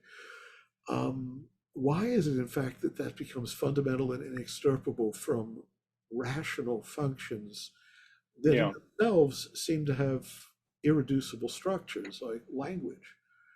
I mean, there is a reason why we can't come up with a plausible story of the evolution of language, right? Because we want to do it all in terms of an emergent phenomenon, but unless we really believe in strong emergence and are willing to argue for it, which is just a belief in magic, we still want some sort of particulate narrative that gets us from the realm of, say, inarticulate noises, random gestures, somehow coalescing into a semiotic system that has both a Mm.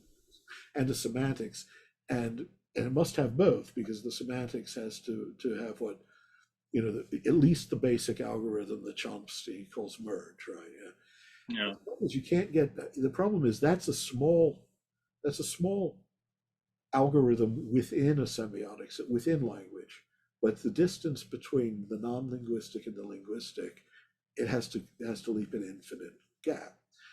So all of these Which things, is partly, sorry to bring this in, but this is partly where this seemingly abstruse issue of apophatic reasoning becomes really sort of inextricable from all of these. The more you're talking, I'm kind of tracing these links between questions about qualia, which we've discussed in writing, and questions of the sublime and language and apophasis or apophasis. I never know quite how you stress that. And indeed, for me, politics. And in case some of my some of the people from the same tradition as me think this is all just a personal interest, like it is that. But for me, sublime or wonder is completely inextricable from my politics. And where I differ from some Marxists, and again I want to stress some, is it's a that I big tent now. I'm sorry. It's a big tent now. Yeah. And I slightly sort of mischievously, provocatively called them cataphatic Marxists, and we had a very comradely and good debate about it. But to me, there's a lovely phrase which again Richard Seymour uses, which is that enchantment is a more plausible alibi for freedom than a lot of what I forget his exact phrase, but a lot of what passes for so-called rationality. Right. And the example I always used was, when I was having this debate with these people who see themselves, as do I should say, about myself, as coming out of the radical Enlightenment, but for them, the only other of rationalism is irrationalism, and Yeah. for me, there is rationalism, there is irrationalism, and then there is Rudolf Otto's non-rational. And to me, one of the key ways of talking about this is the old socialist bread and roses. I understand rationally why you want the bread. Why do you want the roses? Yeah. Why should people be prepared to fight and die for roses? But I'll tell you this: if you think you can disabuse them of their desire for roses in the hope of convincing them that all they really want is bread, you find out you can't. That the two are inseparable. Absolutely. Right. Nor should you want to. Right. And for me, these questions in a mediated way and complexly, and they're also interesting just as intellectual questions in their own right, they do ultimately abut these very political questions, which is, and again, the question of rupture and the question of the unsayable. And like, I know I'm conflating a lot of stuff, but I'm aware that we've been talking a long time. Well, I mean, that's the But they, problem with having had conversations in the past, is they sort of yeah, telescope into, yeah, no, but no, look, I mean, the thing is, of course, that division between the rational and the irrational is itself, I mean, just it's one or the other. I mean, this binary is crude, to say the least, but it also it doesn't seem to, the very basis, what you call the non-rational, Otto. well, Well, that's Otto actually. I'm just right, right. pinching that from No, no, Otto. as I said, what you call the non-rational after Otto, but what Otto, all right, even that's, of course, that's a problematic term in itself, because to be honest, even the ordinary employments of rationality, the 2 + 2 = 4. I just have to warn you, David, if I've lost your audio. Have you? Oh, now you've come back. All right. Sorry, I Well, lost you okay. after what you call the non-rational. All right. Well, ordinary employments of rationality, like 2 + 2 = 4, or I'm thirsty, I'd better go get a glass of water, I'm afraid are already premised on a prior act of desire, which Yes. as yet hasn't, and again, I don't mind using the term transcendental, an intentionality towards the world that as yet doesn't have a concrete expression in this or that rational act. So the very notion of a rationality that's self-standing on its own sort of the sequacity of rational. Yeah. Everything is like a syllogism. Well, no, it's not, because a syllogism is something you can pursue to its end, because you also already have an end beyond that end in the realm Yeah. of rational truth, for which you have an inexplicable but constant and irrepressible desire. But of course, these are all, now these all sound somewhat vague when I just try to spew it out all at once. No. I mean, and this is again, lest it sounds too abstruse politically, this is a live issue Yeah. in kind of socialist debate, because there is a wing of socialism. And again, I do not want to poo-poo nor denigrate these people, but their opinion is very much that the only thing you need to focus on is what they call interests, class interests. And then Right. there are others, of whom I'm clearly one, for whom desires are non-reducible to interests. And that doesn't mean that you don't talk about interests, and it doesn't mean that that one is more important than the other, but it does mean that you cannot just basically dispense with all the sort of fluffy mind stuff of desires and get down to base interest, because the interests themselves don't work that way. Nothing works that way. And yeah. I've So also, no, sorry, I interrupted you. no, it's interesting to me how many of these, what start off as kind of sort of, if you like, intellectual excursions, for me, end up having reasonably direct political corollaries in I mean, terms of the way they should be expressed. well, I think they do. I mean, one political corollary is not to ask people to divide their loves. Mm. There's enough to recognize that there's a seamless continuity of desires that can't be separated. Well, this is bread, this is roses. And sometimes some of my more doctrinaire Marxist interlocutors in the past for the debates have actually not wanted to grant this. It's a different sort of Marxism than you represent. But I mean, there's a reason why there seems to be this irrepressible human need constantly to translate mundane realities into symbols of eternity, and it's something Mm. that can be manipulated by forces both malign. Absolutely. Um, This is and the work of Tad DeLay, who I've mentioned to you before. I don't right, know if you're a reader of Tad DeLay, but I think his work, he comes at this both from a sort of religious background, but also draws much more overtly, as you know, on psychoanalytical right. writing. But to make many of the same points with, I think, great brilliance. And I've learned a lot from him about precisely this kind of always already desiring nature of all of our political and other subjectivity. And I think also it's important to recognize that one of the great evils of every age has its evils. I'm not here saying that the modern age is more conspicuously more evil in this regard, but one of the particular evils of the age of technology, again Heideggerian again for you a moment, or the post-mechanistic or the mechanistic. It's only post-mechanistic actually in the sciences. It's still mechanistic in the metaphysics of the materialist. It's a curious thing. There seems to be a lag. Dennett, Yeah. for instance, is committed to a Baroque metaphysics, uh, even though he's certainly well aware of modern molecular biology and physics. Yeah. But I mean, it is the technologization of everything, and treating humanity as a technology, whether as a racial technology or as an economic technology, as a political technology, and trying, which tempts you, of course, to believe that you can fix things that seem irrational, is the great. I like the early romantic strains in Marx, for instance. I have to admit the tender passage about the religion and the Mm-hmm. early masses, but also that sense of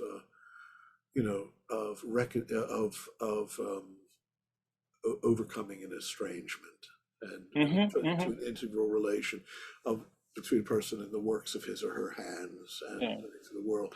I find the late Martha, and I have disagreements with people over this. Like the third volume of Capital, to me, is a very industrialized picture of reality that I find more problematic. But the thing is that not mistaking human nature for a technology rather than an ecology. Now, of course, the latter again can become a rhetoric that's abused and misused. Well, then we're going to, define human nature and where, who naturally belongs where and who naturally, Yeah. The next thing you know, you've got ecofascism. Ecofascism. I won't name any names, but we have talked about people who seem to be perilous Yeah. to that. As you would expect, I mean another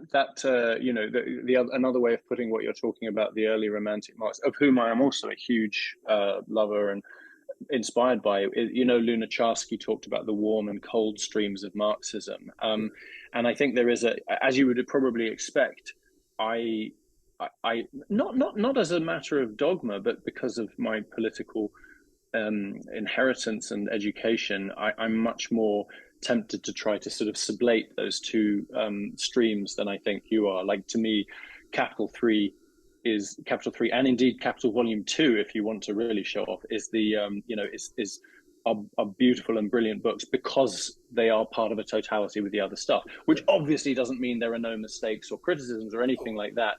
But I do see that as a sort of totality. And even in terms of the way I touch with my friend Michael Robbins, the poet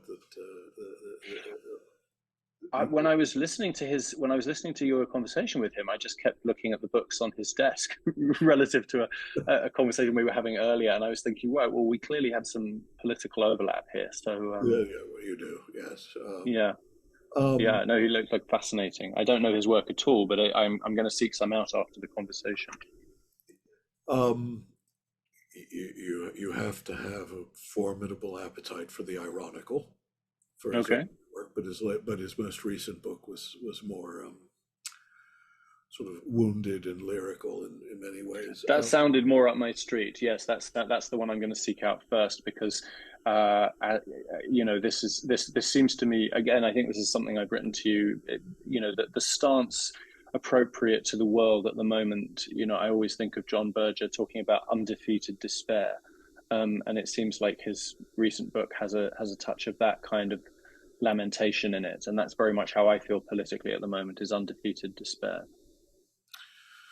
So I think all the point I was making, actually, before I lost the thread there, was just that this ecology of desire, or at least this prior reality of a desire that's more than a calculation, but that makes calculations possible and makes forsaking calculation possible. That's a beautiful formulation. I'm going to steal that. That's really useful. Okay. No, I will attribute. I'm very honourable. Yeah, I will give it. But as long as that has to be honoured, because if it's not, then there's been a fundamental mistake made about what human beings are, and all that conduces to whatever happiness we hope we can. There is a very glib way of putting this that I always think about, and I'm aware I'm going to say this, and 1,000 people who feel traduced are going to be shouting at the video. So I'm aware that this is very much a provocation. But when I face my audience, well, actually, when I hear the claim, like, the opposite of rationalism is irrationalism, those are your choices. What I always want to say before anything else is, what's your favorite color? Yeah. And are you really telling me that it is irrational that you prefer blue, or rational? Clearly, it's neither of those things. And if you can't come up with a serious argument for what your favorite color is and why, then this entire model just seems to me to fall apart literally at the first hurdle, which, a little bit like the conversation we had about qualia being imaginary, means I'm not always the best person to make this argument, because it seems to me so self-evidently, straightforwardly, obviously not true. I kind of don't quite understand how I'm supposed to engage with it sometimes. No, you've got to understand, this is the problem. Understand that, and I take Dennett as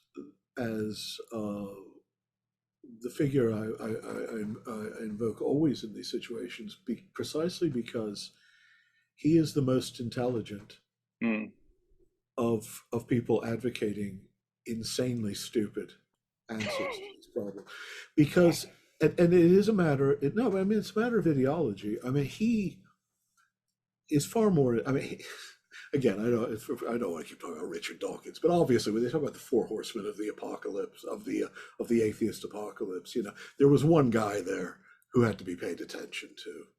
I mean, Christopher Hitchens, of course, he went neocon for a while and all that.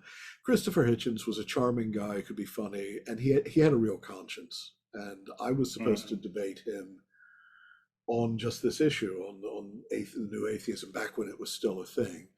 And that's when he fell ill. We were setting up a debate, and so I like him as a person. But there's one guy in those four who's a formidable intellect, and that's Dennett. And yet, again and again, he makes arguments that are self-evidently false, because he is intelligent enough to understand that if he grants that consciousness is what phenomenologically it appears to be, and what in fact phenomenologically it cannot not appear to be, then the whole physicalist narrative, as he understands it at least, falls apart.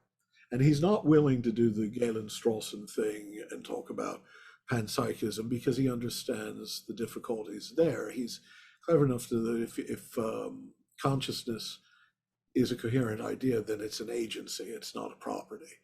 And an agency that can't be separated. And here's consciousness, here's intentionality. If you take it apart, it has to be taken apart altogether. So he really will literally tell you that qualia aren't real because they have no functional purpose when you actually examine what they can, which means that he has written functionalism into his argument at the beginning and finds functionalism at the end. And in order to get there, is willing to overlook the fact that it hurts when he stabs himself with a pin, and that it really hurts. That hurting, as such, is an actual irreducible, subjective, qualitative experience. There's nothing more sophisticated than that. He's not saying anything subtler than that. He really honestly believes he can get around this by a functionalism in which a heterophenomenological method allows us to say that the illusion of consciousness, which of course obviously you would think would be an intentional and qualitative state, which it is, but is there precisely as a user interface when we necessarily impose upon ourselves the fiction of the intentional stance. Well, this is insane, obviously, but I don't, to be honest, what I love about it is that it's consistent. I mean, there's rigor. It takes its stakes. He's not saying, well, okay, consciousness is real, but it supervenes on a physical substrate. He realizes that doesn't make sense, that you're just repeating the paradox. So he's trying seriously. Have you read eliminativism is just, that's the nuclear option. I think that right now in philosophy of mind, that's where we are. It's got to be either eliminativism with a kind of functionalist narrative, or panpsychism. Neither work without. Well, I think I mentioned to you, I was very interested, and still am interested in some respects, with some of the kind of object-oriented ontology, or however one wants to term it these days. And still, again, I don't want to sound like swaggering or disrespectful. There are thinkers who used to be associated with that, like Ray Brassier, who I think are formidably brilliant, and politically really impressive, and for whom I have nothing but respect. But it was the case, and this is, we've talked about this, I felt this very much as my own failure. I'm not a trained philosopher. When I was reading the stuff that was, broadly speaking, eliminativist, or whatever the adjective is, for the longest time, I could not work out. It felt like I must be misunderstanding something here, because the whole thing seemed predicated to me on a category error, which is to say, if you're your sense of having experiences is actually false, it's not true. It seemed to me like there's two things that can mean. One is, I understand these as functions of this other, more fundamental physical thing, which fine. But the other is, fine, bracket for a second whether or not you agree with that. But the other is, and therefore the thing you think you're feeling, you're not in any meaningful sense feeling, which seemed to me to be so self-evidently untrue. Like, even if you think you understand what gives rise to a qualia, there it is. I'm having it right there. How can you meaningfully say it doesn't exist? I literally didn't understand, and still I'm not quite sure I understand how this can be a coherent proposition. Well, it can't. I mean, with eliminativism or eliminativism, I don't know. I'm willing to split the difference on where the accent goes. Eliminativism, whatever. Um, the claim is simply that the illusion of folk psychology can be the illusions can be cleared away when you have worked out a physical narrative of sufficient comprehensiveness that all the mysteries are chased away, and that somehow you will learn. And this is a promissory note, not only on a scientific discovery that we don't foresee, but one that we can't even imagine because it would seem to upset all ontology. That what's being said there is that we'll get a better narrative that doesn't oblige us to use terms like beliefs, intentions, qualia, and because the latter has been shown to be a predictive failure. It's a manifest failure of folk psychology. And the funny thing is, of course, this also is obviously false. First of all, folk psychology is not a theory. It's a straightforward phenomenology. Exactly. That was exactly what I was thinking. Yeah. When I say that, China Miéville is likely to do this because I know he believes that, right? I'm making a prediction that is likely to be successful unless you're hiding from me something else you believe or intend. It is, in fact, a remarkably successful predictive model. It's not just an intentional stance, and it's certainly not a defective theory about behavior. But if you start, again, as I say, in a sense, I honor the eliminativists. They understand the stakes. They realize that they can't naturalize mind in the way that at least the metaphysical premises of mechanism require.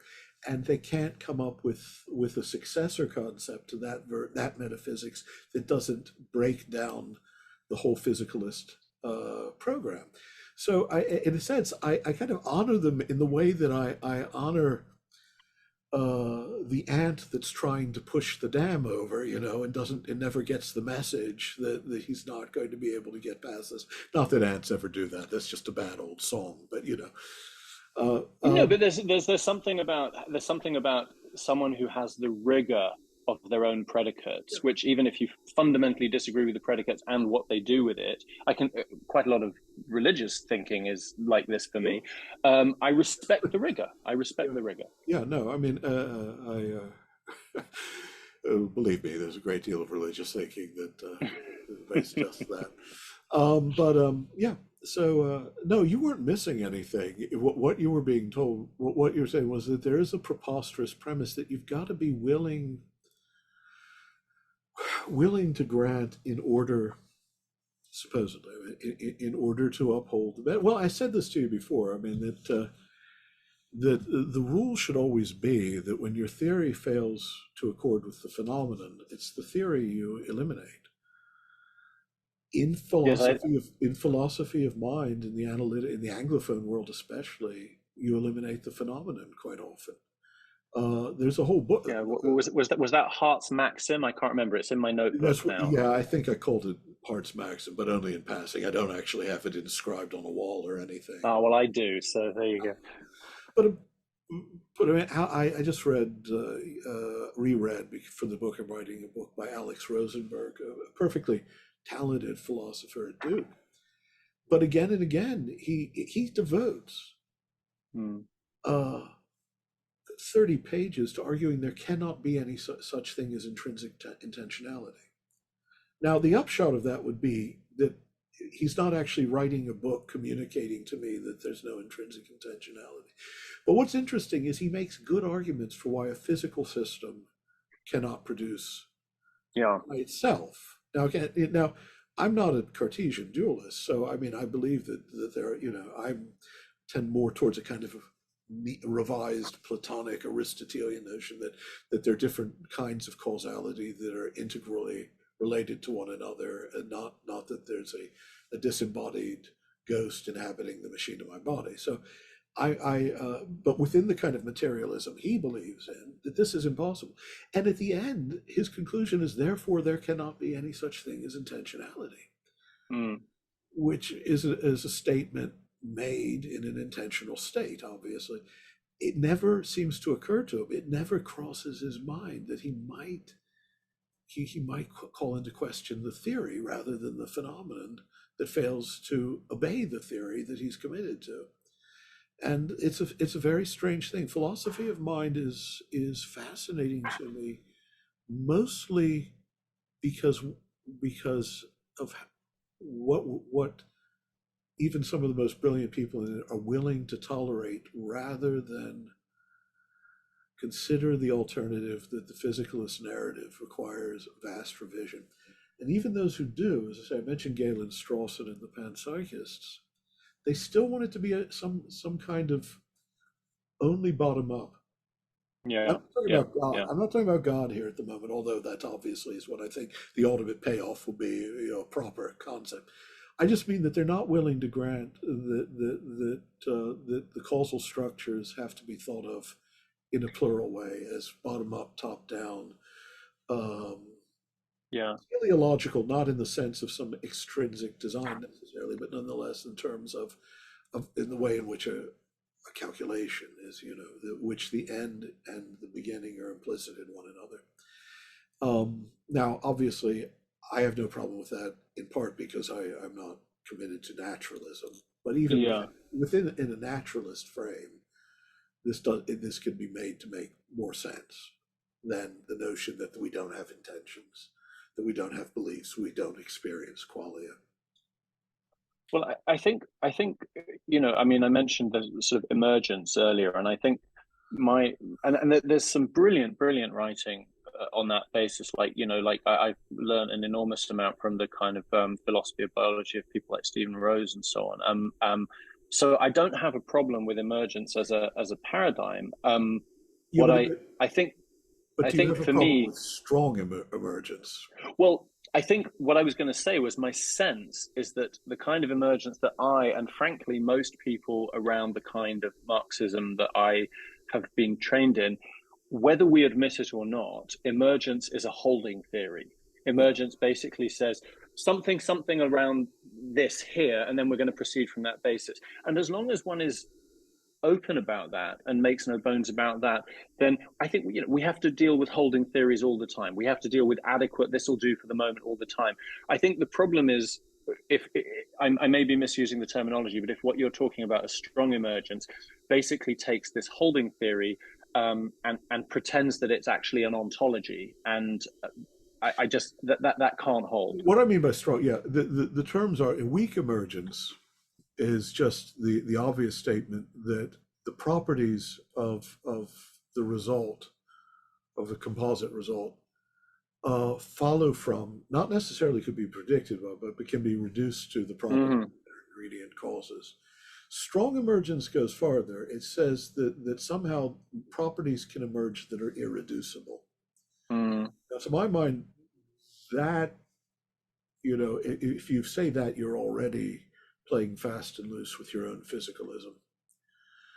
If it's irreducible, my claim would be that it's not emergent. At that point, you have to wonder, well, if you see a phenomenon that looks to be a strong emergence, you have to be willing, open at least, to the suggestion that maybe there's another level of causality that you're not aware of because you've limited yourself in a sort of honorable Galilean way to the realm of momentum, velocity, mass, exchange of energy, the gray, that what can be described by mathematics, and you've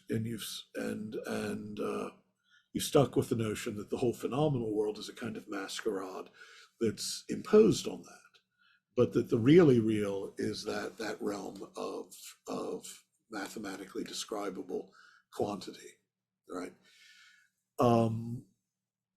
And then but then strong emergence becomes, and quite often the metaphors get confused. I mean, I know a very bright guy who was trying to explain emergence, and he conflated two things. He said, well, just as water is made up of two hydrogen molecules and one of oxygen, both volatile and combustible, but nonetheless in combination, in this particular combination, it extinguishes fire. But that's an emergent property. The property is emergent from the properties of the molecules. You can reduce it back to the molecular propensities. But then he used a computer as another. Well, none of the physical elements of a computer. Well, but there, I mean, clearly that's not a naturally emergent. That really is formal causality and final causality, which even a physicalist actually can't. But a physicalist should be able to admit is within the realm of human manufacture as an intelligible ontology. There, that's not, but what strong emergence would say is that in some sense, something like a computer emerging without any other causality invoked, without higher causes, formal or final, is a possibility. And at that point, we've just taken leave of all of our narratives. I've lost my narrative of rational relations. The physicalist has lost the narrative of the causal closure of the physical, and that's the issue of emergence.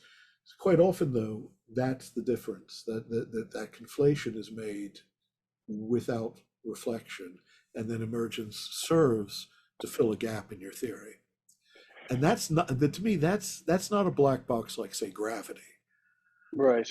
Or causality in the Humean sense. That's a black box in which you're trying to contain two irreconcilable things at once, hoping that the box will make it look like a unity. Do you think there's a possible? Do you think?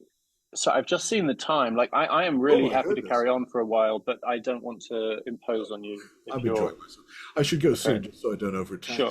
overtaxed lungs. But what I was going to say is, do you think there's also? I'm wondering whether there's also a sense of conflation with discourses about emergence between a phenomenon as described and describable and a phenomenon in and of itself. And what I'm thinking of here is Rose's description at the beginning of Lifelines, where he has a lovely essay about, I can't remember exactly what it's called, but it's basically like 5 different ways of thinking about a snake. And like one of them is like, yeah, and he describes a snake grabbing a frog, and then he talks about it at the level of kind of molecular interaction, and then he talks about it at the level of gross, morphology, and he talks about it at the level of like food scarcity and all of the things. And his point being, each of these is true. At a discursive level, you cannot derive one from the other, but you can't really make a claim that one is more true than the other. And I suppose what I'm wondering is whether there is a sense in which emergence is a necessary way of talking about anything, because it depends at what level you're discussing it. But then if you go from that to sort of saying there is intrinsically something about the ontology of this snake, which is constituted of these distinct levels, you're conflating a necessary discursive emergence with an ontological emergence. No, I think that's very astute. I think that's right. And I think that well, I mean, we're just talking about eliminativism. I mean, there are very powerful philosophical arguments for the impossibility of a reconstructive reducibility. The notion that you can reduce everything down to physics and then that you can reconstruct the world. And if you can't do that, then eliminativism or radical reductionism doesn't accomplish anything, right?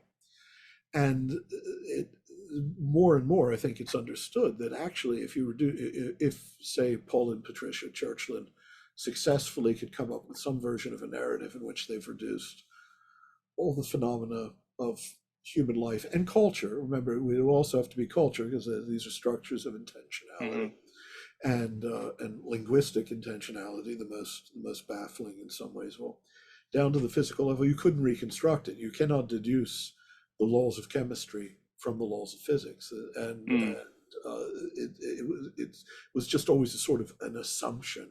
But that assumption, of course, goes back to a more mechanized notion of the physical,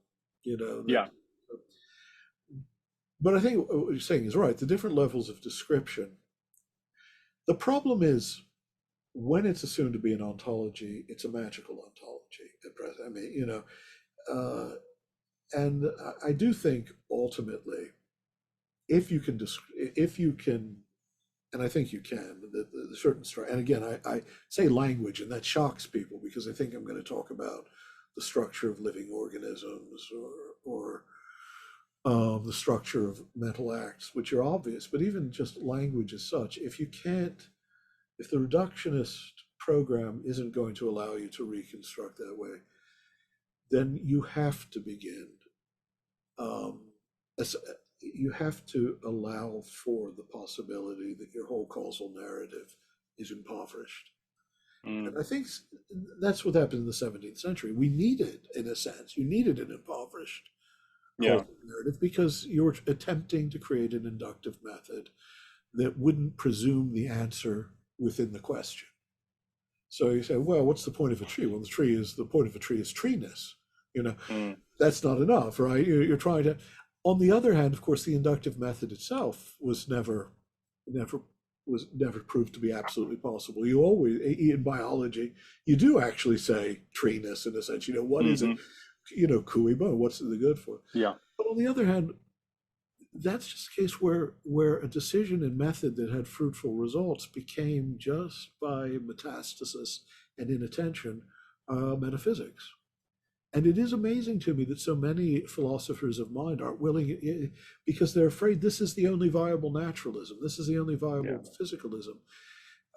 Again, as I say, there are people like Galen Strawson who think, or Bertrand Russell, you know, or who propose neutral monism, get away from the whole notion of the material and the mental, you know, and assume that there's a third term that if we understood it, uh, is both these things at once, you know, or the. But anyway, we'll get off on tangents. We actually probably should stop because not because I want to stop. I'm enjoying this immensely, but I do have Yeah. the tendency, if I keep talking, then my pulmonary problems start, and I start getting inflamed. Of So course. Let's draw this to a close. If you further. ever want to, if you ever want to do, like, there are several things I would have loved to chat with you about, but maybe we'll have an opportunity to do this again, either in private or public, another time. I'd love that. In fact, let's just say we'll try to do this again, and I'll let you take the lead so I can Thank be you. And passive and try to shine. You know. okay, well then, the first question is going to be about literary style and the politics thereof. So, put that, Oh, get you that see, cogitating. I might be, you might be able to condemn me as a sort of dilettante Mandarin, living in the Forbidden City, feeding myself on the richest foods, you know. So Well, that's what I lots of hope people. that's not the route you would take. That would be It cruel. would be it would be very self-hating, as many Right, I was people, about to including say, people. you are something of a how can I put it, somewhat pyrotechnical as a stylist yourself. I am regularly accused, including by people who politically are reasonably simpatico, of writing too abstrusely. But rather than just being defensive, I think there's a really interesting discussion to be had about it and about the politics of prose. But Now we I don't will want to. bracket it for the No, next then we time. definitely have to do this again. Anyway, Okay, I would like that very much. it was lovely to talk to you. Such a pleasure. Thank you so I do much. hope this recorded properly. Otherwise, we just had a very interesting conversation for our own amusement. But I think it did. Well, I've been watching the little recording thing and it hasn't broken. So thank you so much. And I will chat to you on email, and we will talk style another time. Okay, take care. You take care. Bye bye.